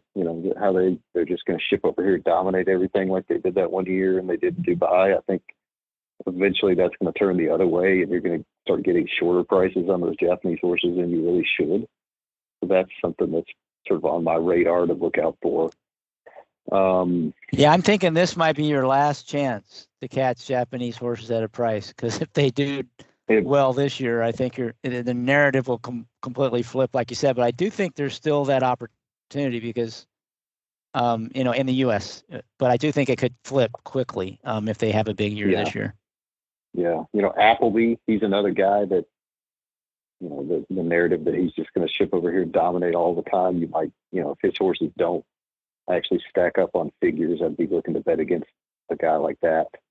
The problem that actually worked to my advantage a little bit last year. That was a horse that I was going to mention. It was Rebels Romance in the turf last year. He was clearly the faster of the two Appleby horses, and they bet the other one down and let Rebels Romance be 5 or 6 to 1 that day. And I thought that that was a great betting opportunity. I wish I had talked to you about that one, because I faded him because he didn't have the money man for Appleby riding it, and the record in the U.S. with I can't think of his name now. His go-to rider. Help me out here, Sean. I can't anyway, think of, hell. Anyway, Ryan Moore. Is it Moore? Yes. It might be. Yeah. So, and so that was why I thought, the record with the horses that Moore wasn't riding weren't that good. So that's why I faded that horse. But clearly that was a bad decision on my part. I wish I had talked to you beforehand. Well, that's interesting. And that's another thing that you can really use to your advantage sometimes is, it's not like whoever was on Rebels Romance, I can't even remember, but, it's not like that guy isn't going to want to try to win a fucking Breeders' Cup race, so like he's going to be out there trying his damnedest. And if you've got, like I had like actual data that told me that horse was faster than the other one. So to not bet him because of a jockey thing is just dumb, really. You see it a lot in. Thanks, Sean.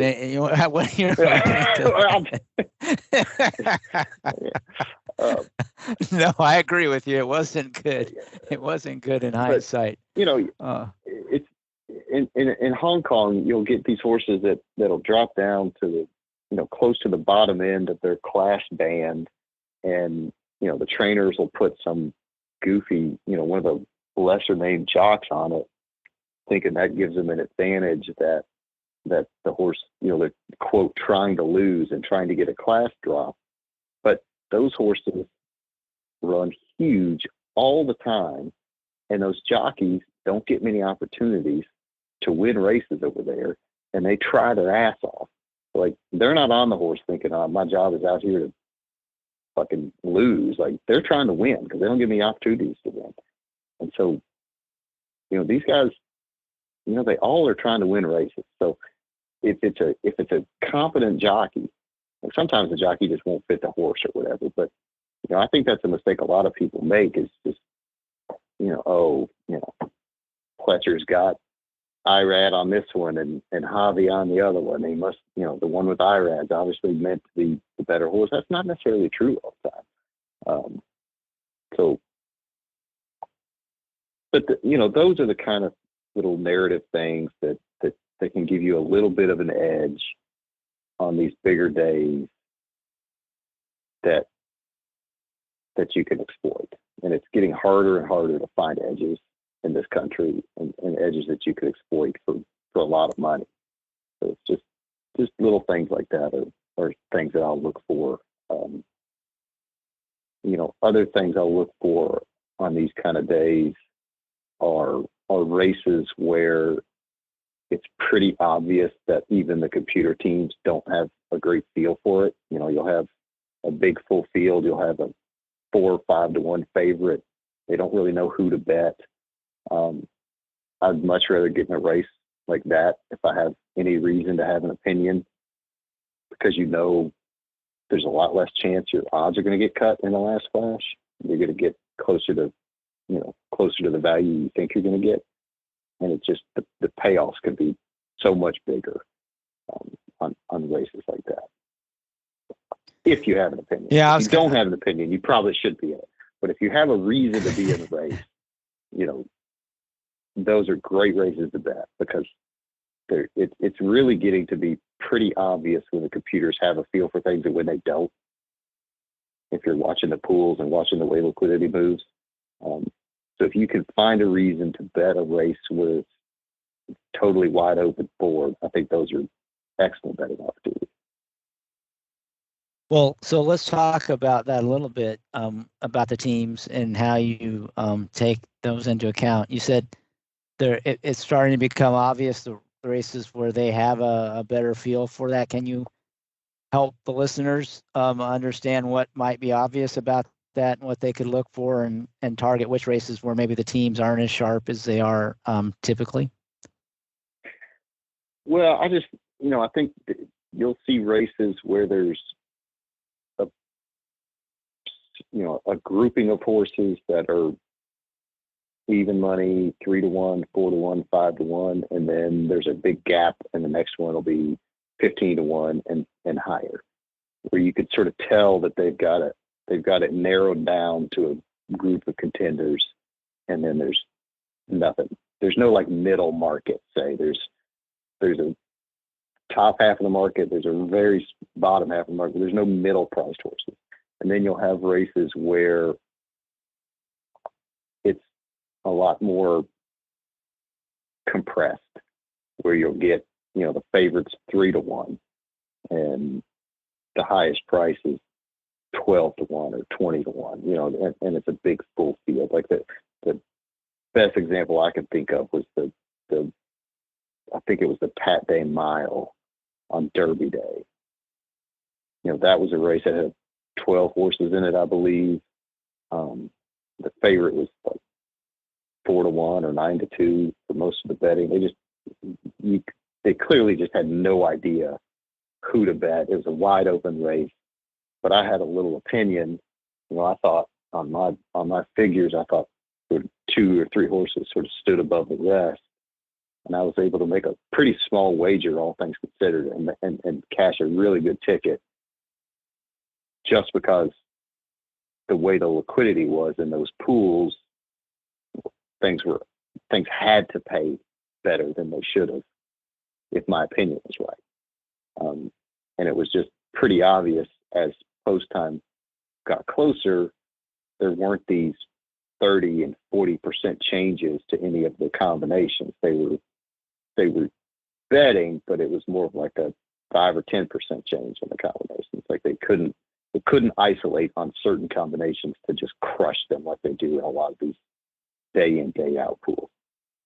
So just watching for stuff like that, I think, can give people a pretty good advantage of what races to get into. And also, if you take the time to just sit and watch the liquidity movements, you can also learn what types of horses get hit late more than others, what trainers get hit late more than others, what jockeys get bet.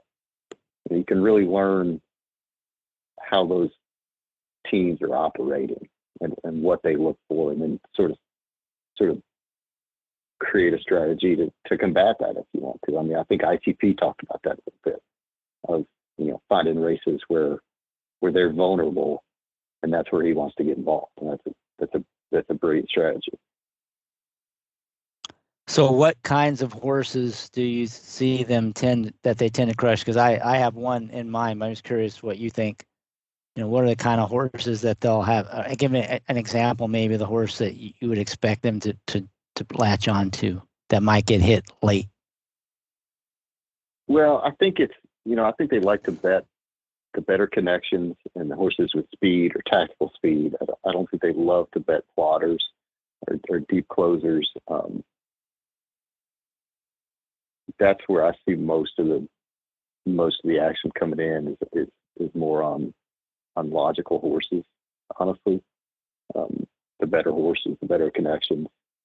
Um, but sometimes they'll clean up some combinations that are not quite as logical. I mean, they're moving so much money in some of these pools that every combination is going to get corrected by 40% in some of these racetracks because there's just the liquidity thing.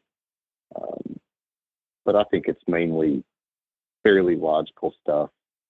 Because their business model is cash and tickets. I mean, they need cash tickets. They need to churn money, and they make all their money on big rebates.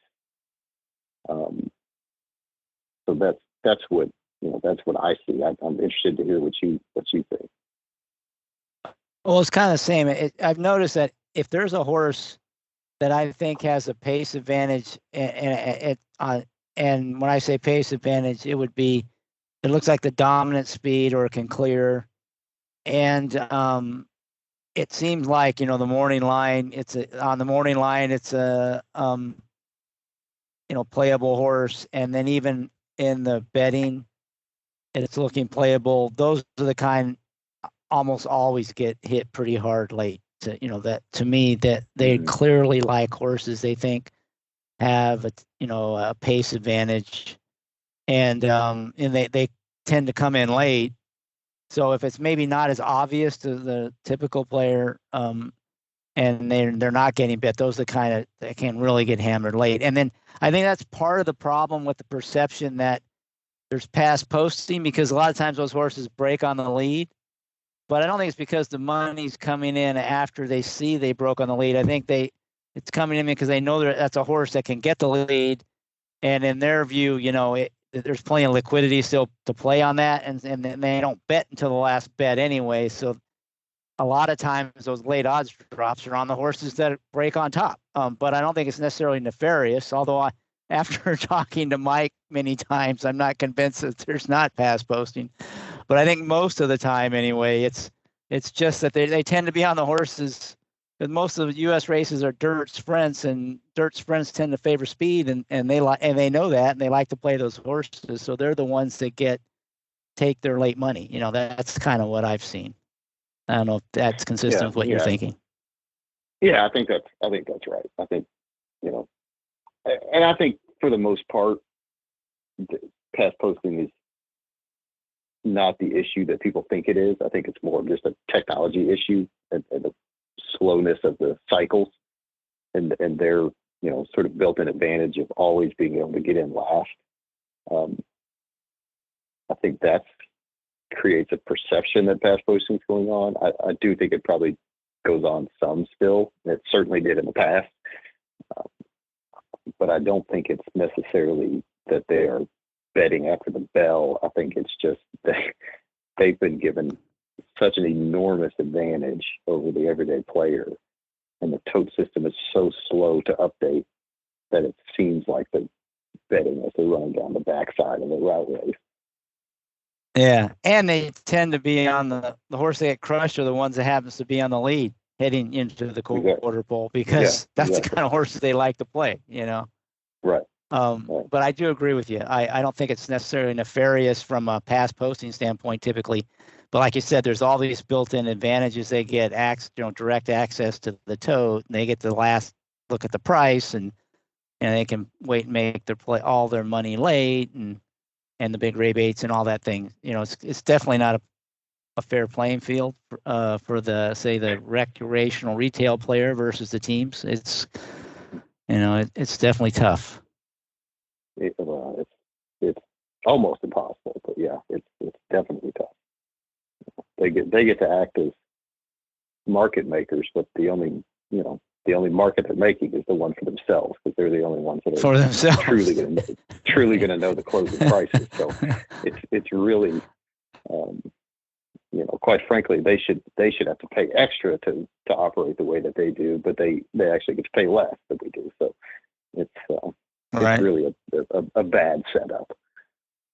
Yeah, they get the best prices and the best price discovery.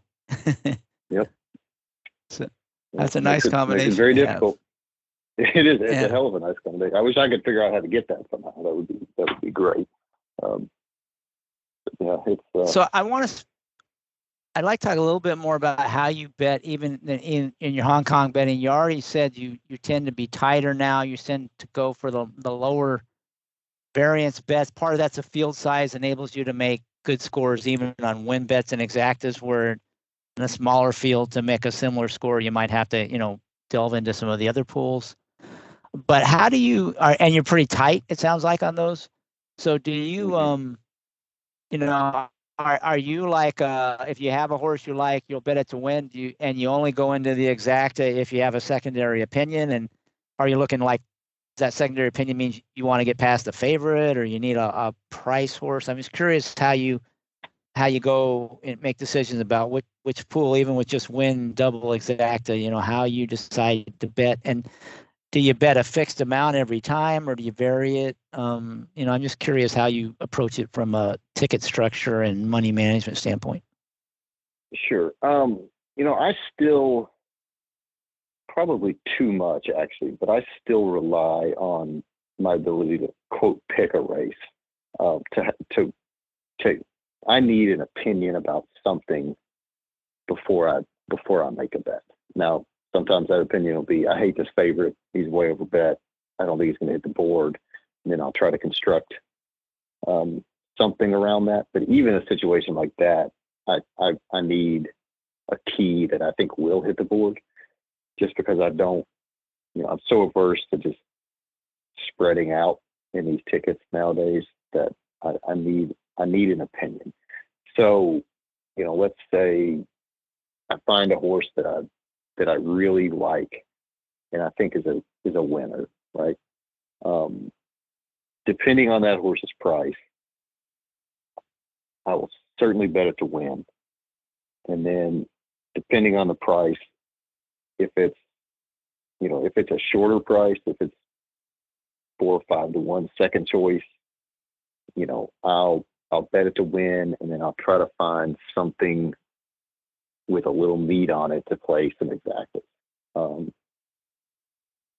And then I'll, if I've got 2 opinions, if I think I can pick the race 1-2, then I'll just play a big straight exacta, and then flip it for a little bit maybe. But I'm still very opinion based. So a typical bet for me would be, a win bet, an exacta, not many combinations. A lot of times I'm just playing like 1 or 2 combinations, meaning the horse I like on top of one other horse, and then I might play that 5 times as much as I would flipping it, playing the other horse on top of my key. Very rarely do I play more than 2 or 3 horses underneath another horse in the exacta.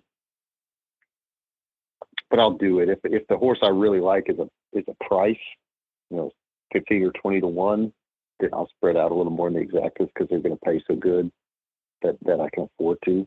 I think the value's still there, but I'm very, very concentrated in my betting now. It's one-way exactas a lot of times. Flip it some. It's 1 horse over 2 others in the try, over 3 others maybe in a try. When I get into like doubles, it's sort of the same thing. I want to have 2 pretty strong opinions before I play a double. If I have a strong opinion on price horse, I might play more combinations in the second leg of the double. It's really just price dependent. But I went back a few years back and really looked at what wager types I was succeeding in and what types I was just getting killed in. And the thing I found was that my successes and my scores were coming when I had opinions. My ROI on win bets was very good. Exactas was very good. Doubles was very good.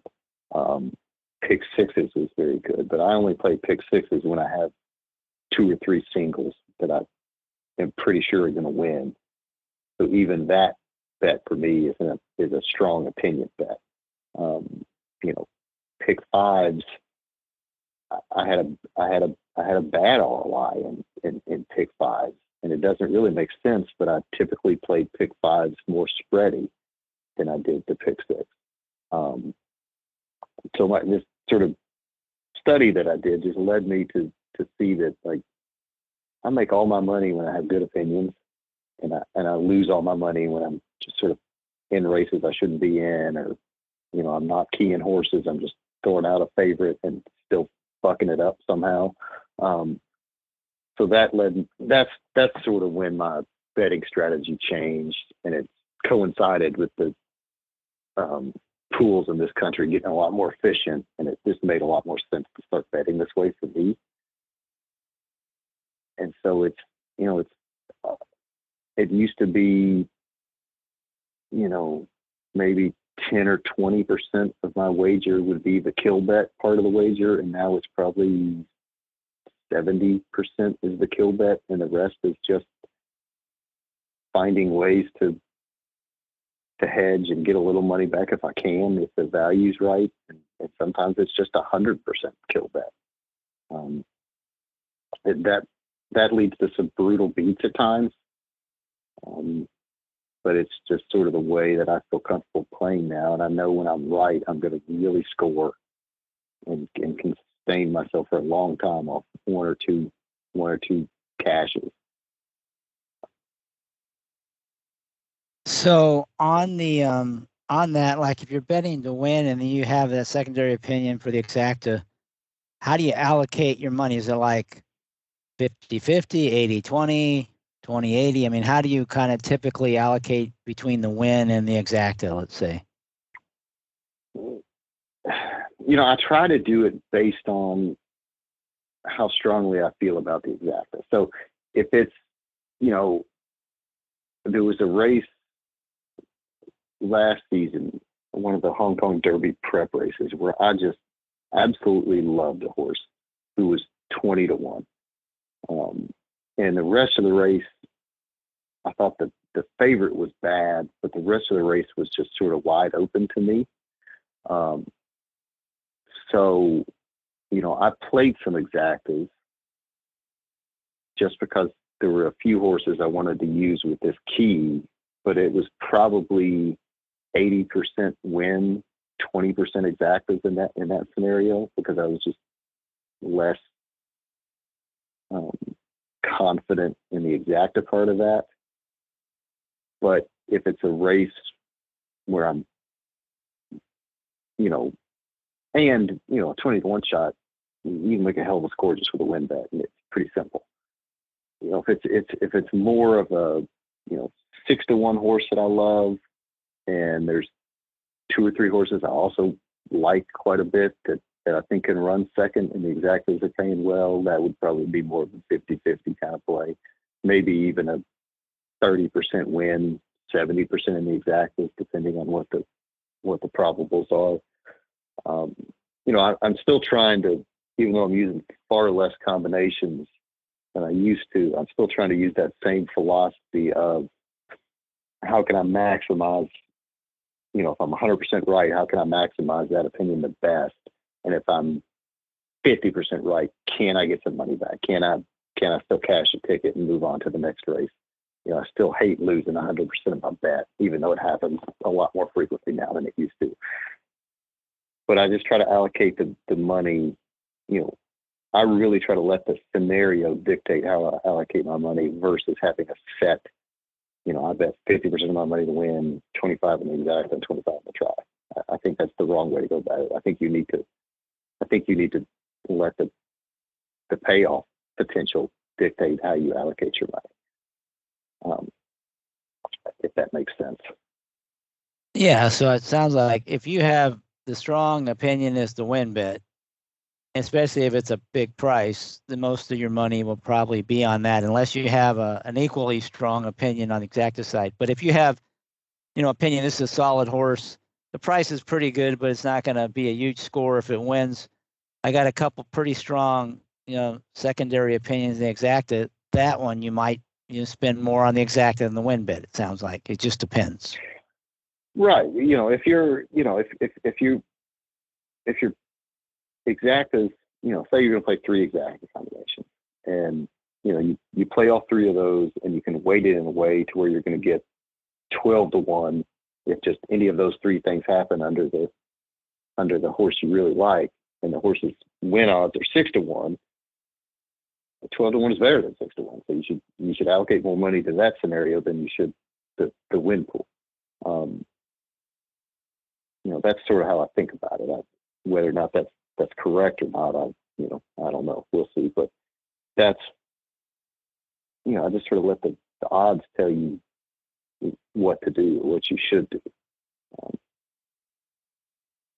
What about so if you have an underlaid favorite and you're going to bet to win in the race, against that favorite, will you, in your exactas, are you ever going to use underlays underneath your horse, or are you just looking for other horses that really, to leverage the win, your opinion on the top horse, or are you just really looking to kind of amplify it with other horses that give you some value in addition to the win? I don't know if I'm making any sense, but I mean, would you ever use an underlaid favorite underneath your win bet? Is kind of what I'm saying. Are you asking me if I'm using a favorite defensively, Chris?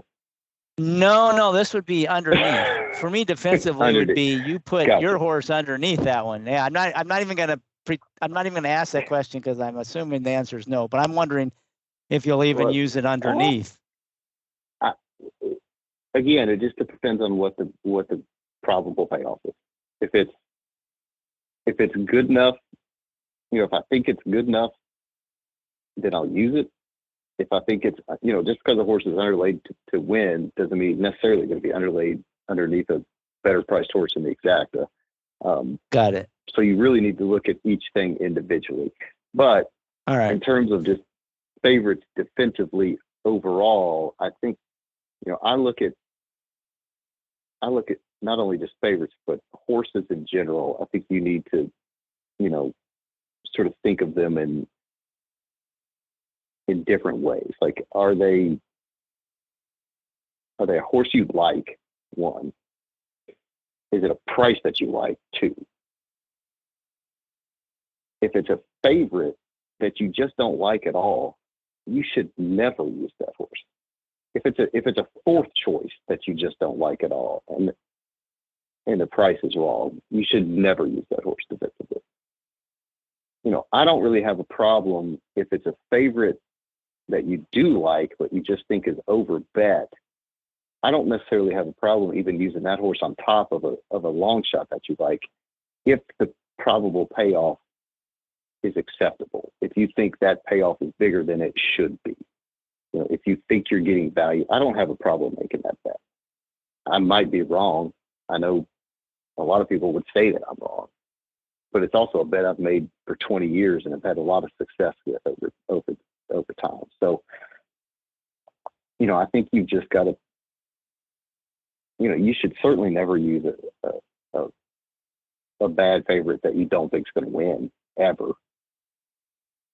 But if you're keying a 30-1 shot and the favorite over the 31 shot exact is still giving you a 60 or 80-1 return, that's not, I'm going to make that bet. Yeah, you're saying your bet is the exact good price or not. Doesn't really matter what the price is on the win end, right? This is exact. Exactly. And you're based on your opinion of value. And if it is, then you're going to bet it, even if it's the favorite on top that you think is an underlay in the win pool, right? Exactly. Yeah, exactly. Because he's not necessarily an underlay on top of certain exacta combinations. Now, the probability of that being true is probably not great unless you've got some real hidden value in the other horse, right? That can overcome, the underlay half of it. It can, yeah, it certainly can. It doesn't happen all the time, but if you think, if you're betting a 30-1 shot that you think should be a 6-1 shot, and the public is saying he's still 60-1 to run second to this favorite, in your mind, he should probably be 4-1 to win second. If you think he's 6-1 to win, it's just all, value is a very subjective thing, I think. So it still sort of goes back to, like, you got to know what your edge is. If you actually do have an information edge and some proprietary data that gives you an edge, then your idea of value is going to be a lot different than just somebody looking over your shoulder saying, this is a good bet or not. So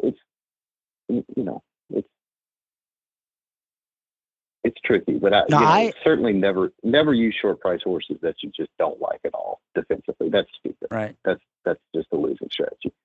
But if it's just a horse you do like that's underlaid, you don't want to bet the underlay, but you could still use that horse to make a ticket pay in combination with other horses, in my opinion.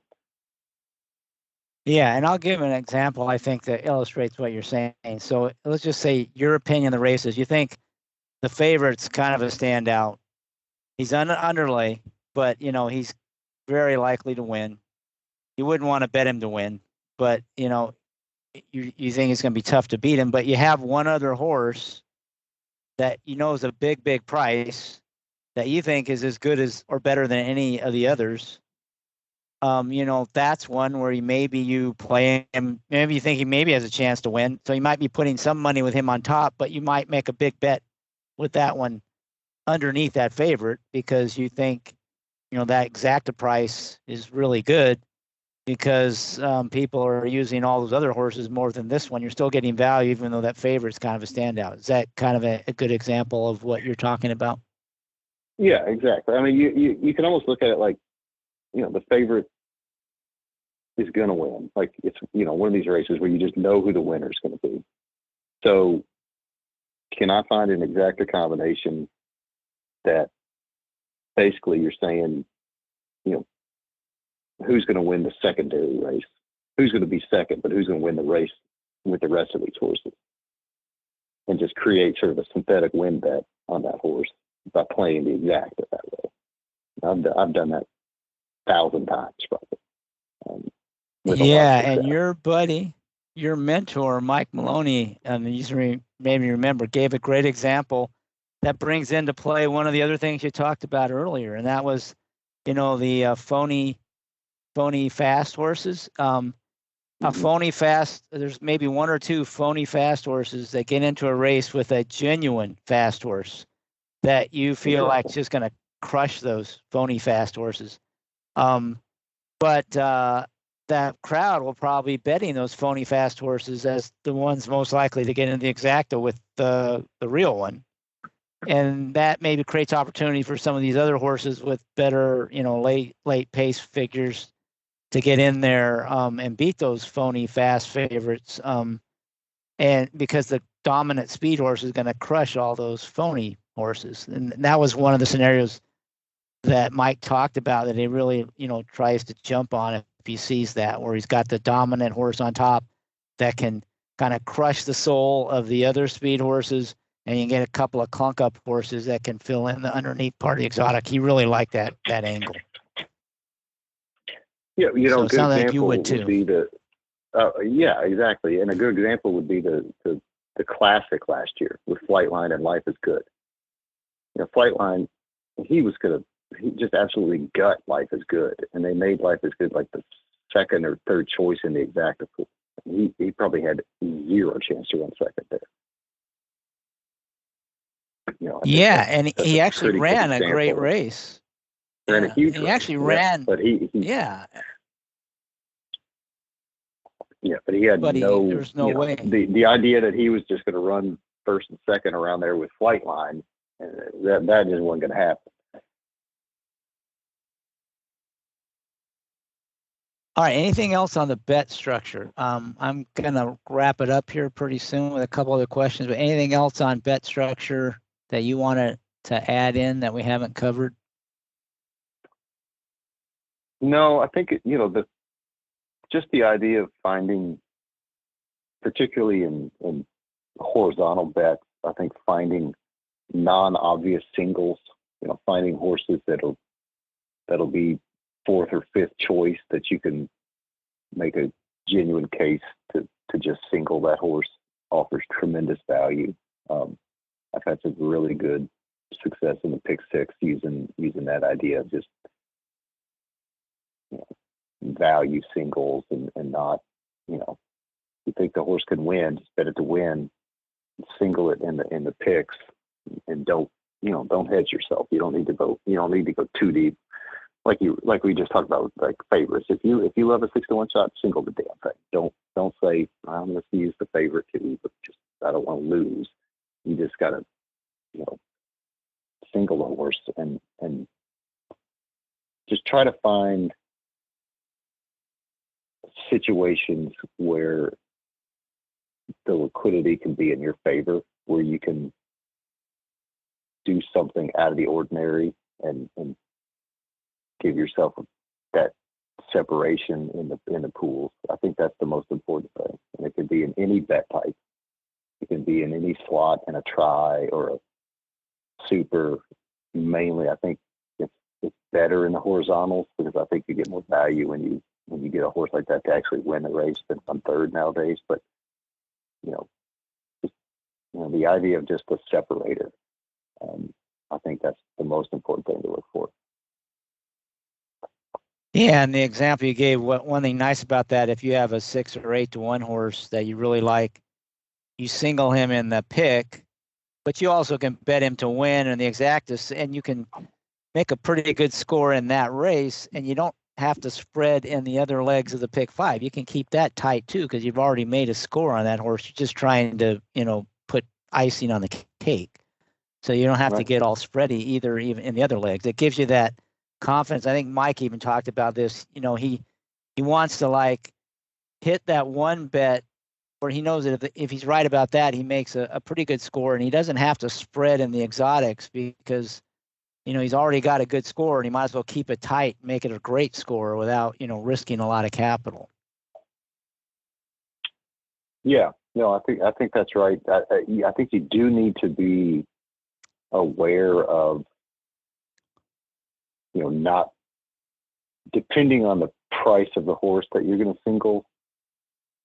You need to be aware of not being too tight and costing yourself a huge, life-changing score just for the sake of keeping a ticket tight, if that makes sense. If you're singling a 30-1 shot and you get that horse to win in a pick 5,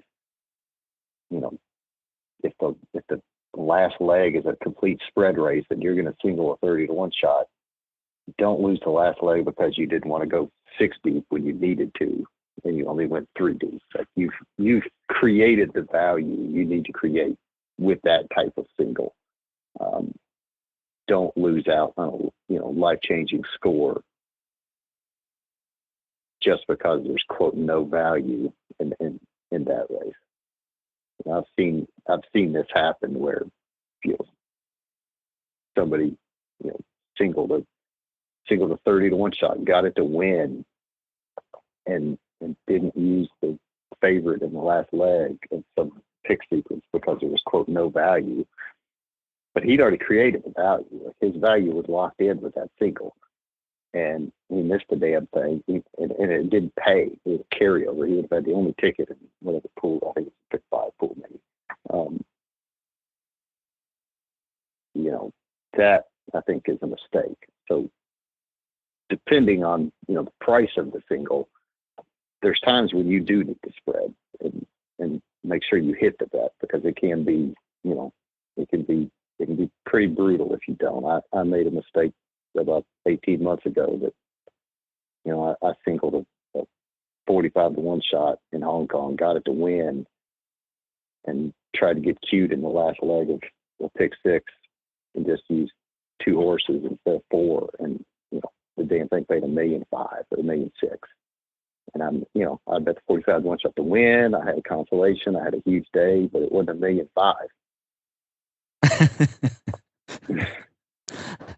That wouldn't have passed the Paul Matisse test of regret there. If I don't include more in this and it comes in, well, I regret it. I think you regretted that one, right? And I probably will forever. But yeah, so it's, that's, it sort of goes back to what I said earlier about not having like real set, hard and fast rules. I think the best thing you could do is just try to gain the experience of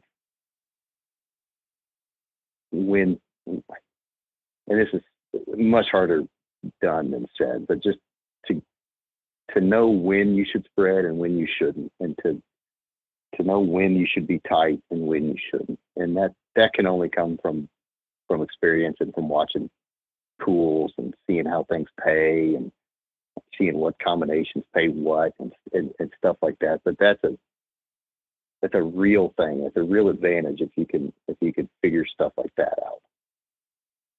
It can really help you out a lot. Yeah.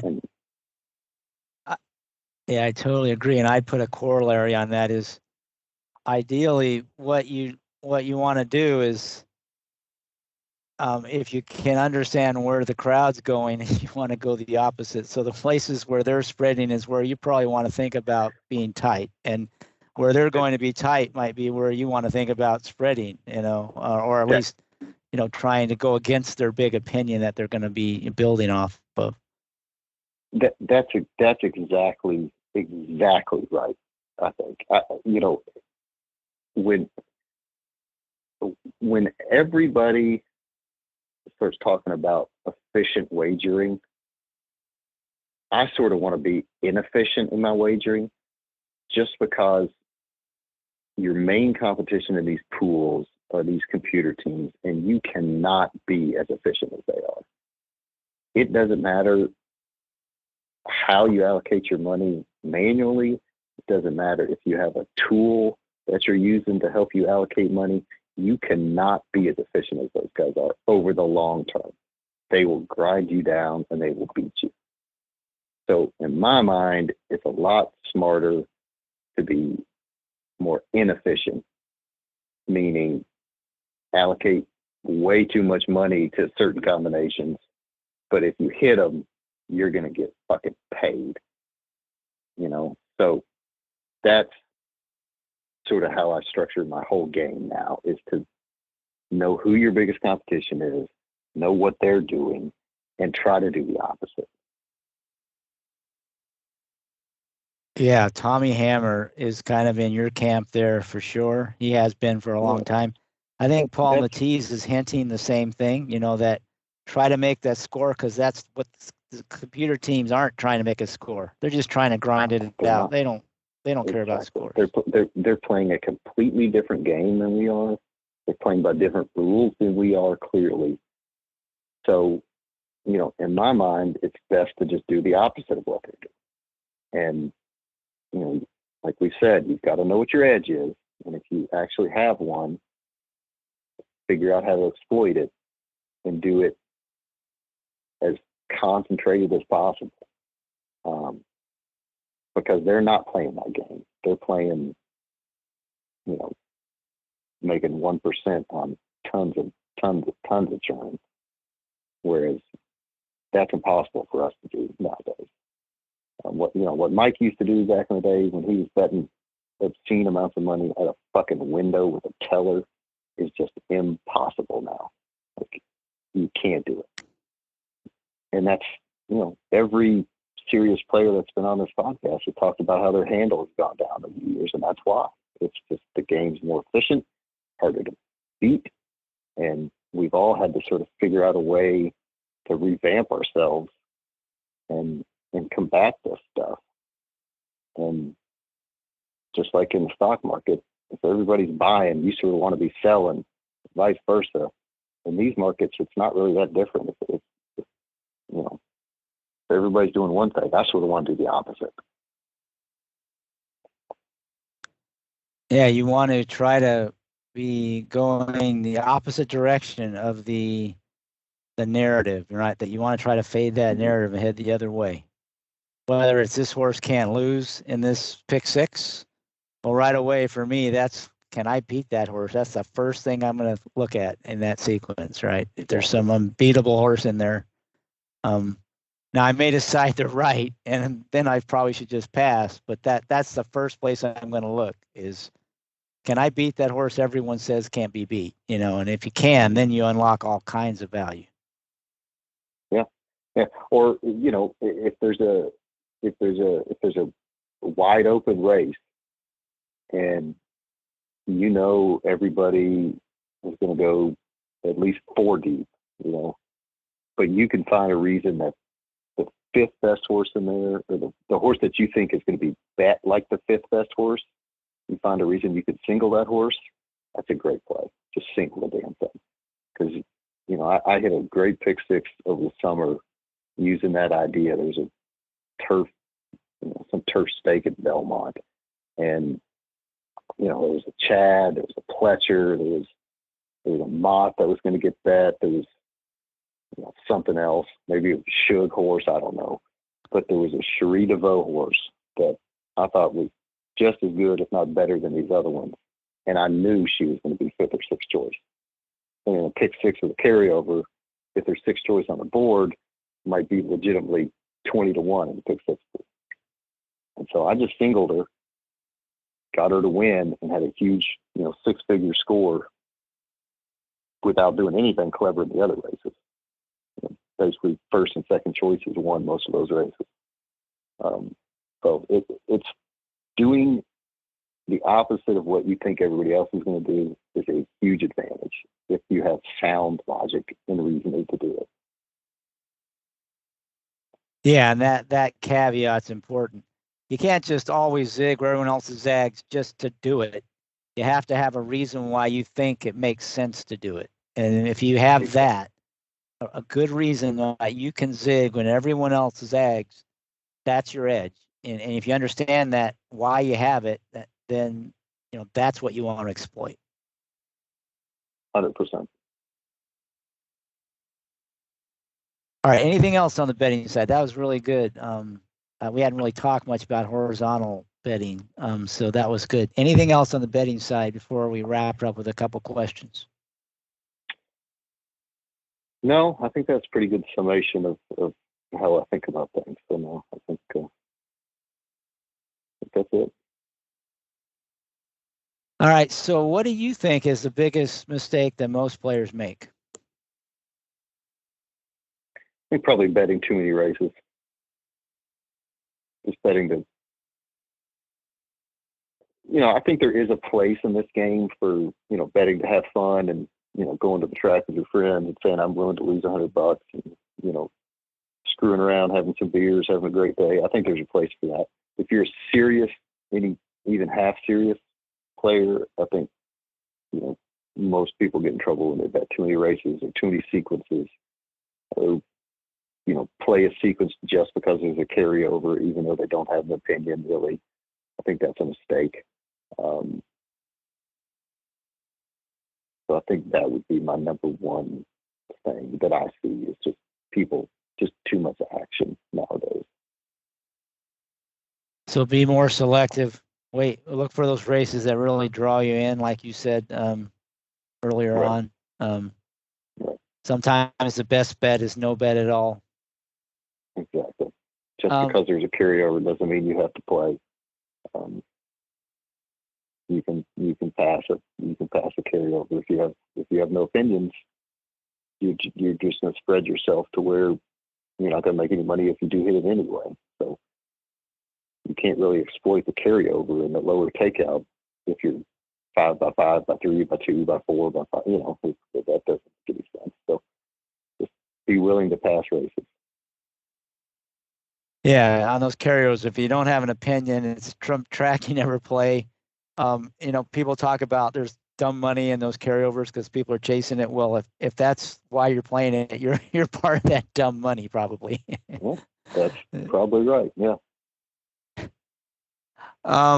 Okay, so you have shifted most of your play away from the U.S. So, I usually ask this question. What if you had a magic wand, you could change the game in the United States?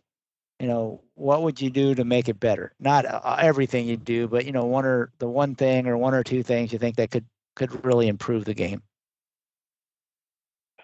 Well, I think pricing. I think, what more evidence do you need that that the game is priced inappropriately, then the share of the computer teams probably tripling in the last 20 years and the average horse player dwindling away. I mean, they get better pricing. They get to play at a better entry point than most people do, and their handle has exploded, and everybody else's handle has dropped by 80%. So you got to price the game better. I mean, it's pretty obvious. I don't really think it'll ever happen, but that should be the first thing that they do. Price it competitively and then fix the tote system. It's ridiculous that I can wire you money in 2 seconds across the country or across the world, and it takes 45 seconds for the tote to fucking update. I mean, what are we doing here? It's ridiculous. So there's a lot of things that need to be fixed. I have zero faith any of them will be fixed, but those would be the two to me: is understand it's a gambling game and pricing matters, and then fix the backbone of the gambling game, the tote system. I like it. Definitely betting centric, which, like you said, doesn't tend to be the way this industry thinks about the game in general and how they need to improve it. So, but on this podcast, I think most people that are listening would agree. Those are two really good things that we would all love to see changed. Anything else before we wrap it up that we haven't touched on that you want to share, or anything you're passionate about or you just wanted to talk about that we haven't mentioned yet? No, probably not. I could rant and rave about some things, I'm sure, but I don't think anybody really needs to listen to me do that. So I guess we've covered just about everything I'd like to cover. Are you, by any chance, heading out to the Breeders' Cup this year? You said you're going to play, but is it going to be from home, or do you actually head out to the track very often anymore? Not very often anymore, but I am going to the Breeders' Cup this year. I'm going to get there early Thursday morning and stay through Sunday, so I will be there. All right. Well, we'll definitely have to touch base then. I'll be there as well, so we'll have to get together and connect. Look forward to that. And that's one thing nice about going to the track and contests. You said there's some bad things about contests. Well, for me anyway, one of the great things is getting to know other players that you would never meet any other way in person. Probably would never come across them. People from other parts of the country that share the passion around racing that we do. It's a great opportunity to meet people in that way. So that's to me one of the big benefits of actually attending a live contest, is just getting to meet and know the other players. So I'll give that plug for the contest. That's definitely one of the upsides. Yeah, I completely agree with that. Actually, I've made some good friends just meeting them at the track or at the NHC or whatever. So I completely agree with that. The social aspect is tremendous. Yeah, because we don't get that many opportunities to socialize. Even in the old days, when more people actually went to the track, it was still a small group of people. You'd never ever meet, the people from New York or Chicago or California if you lived in Kentucky. Where contests actually bring them together, especially a contest like the BCBC or the NHC, where you get the kind of the gathering of players from all over the place. So, that social part of it really is something that makes it fun, I think, and that you just wouldn't get any other way. It's the only opportunity for that. Yeah, no, that's I completely agree. Being a professional horse player nowadays is a pretty solitary existence, I've found. So that getting to the track and meeting people, seeing old friends, it's the best. I'll go to Saratoga once a summer. Typically, I had to cancel this year, but usually I try to get up there, and it's the only time of year I see some of these guys, and it's awesome. there's still something great about sitting at the racetrack and hanging out with buddies, betting races. It doesn't get any better, especially if you have a good day at the windows on top of it all. Certainly. Even a bad day at the windows is fun, but a good day makes it better. There you go. Yeah, absolutely. Like they say, a good day at the races beats a bad day at work or anywhere else, probably. So, or a bad day at the races beats a good day. I messed it all up, but you know what I meant, right? Completely blew the line, but yeah. All right. Well, thank you, Sean. Time flew. I really appreciate you coming on. I really enjoyed it. I think the listeners will too. So I want to thank you for being here, and I want to thank all the listeners for listening, and may you all boldly go where no horse player has gone before.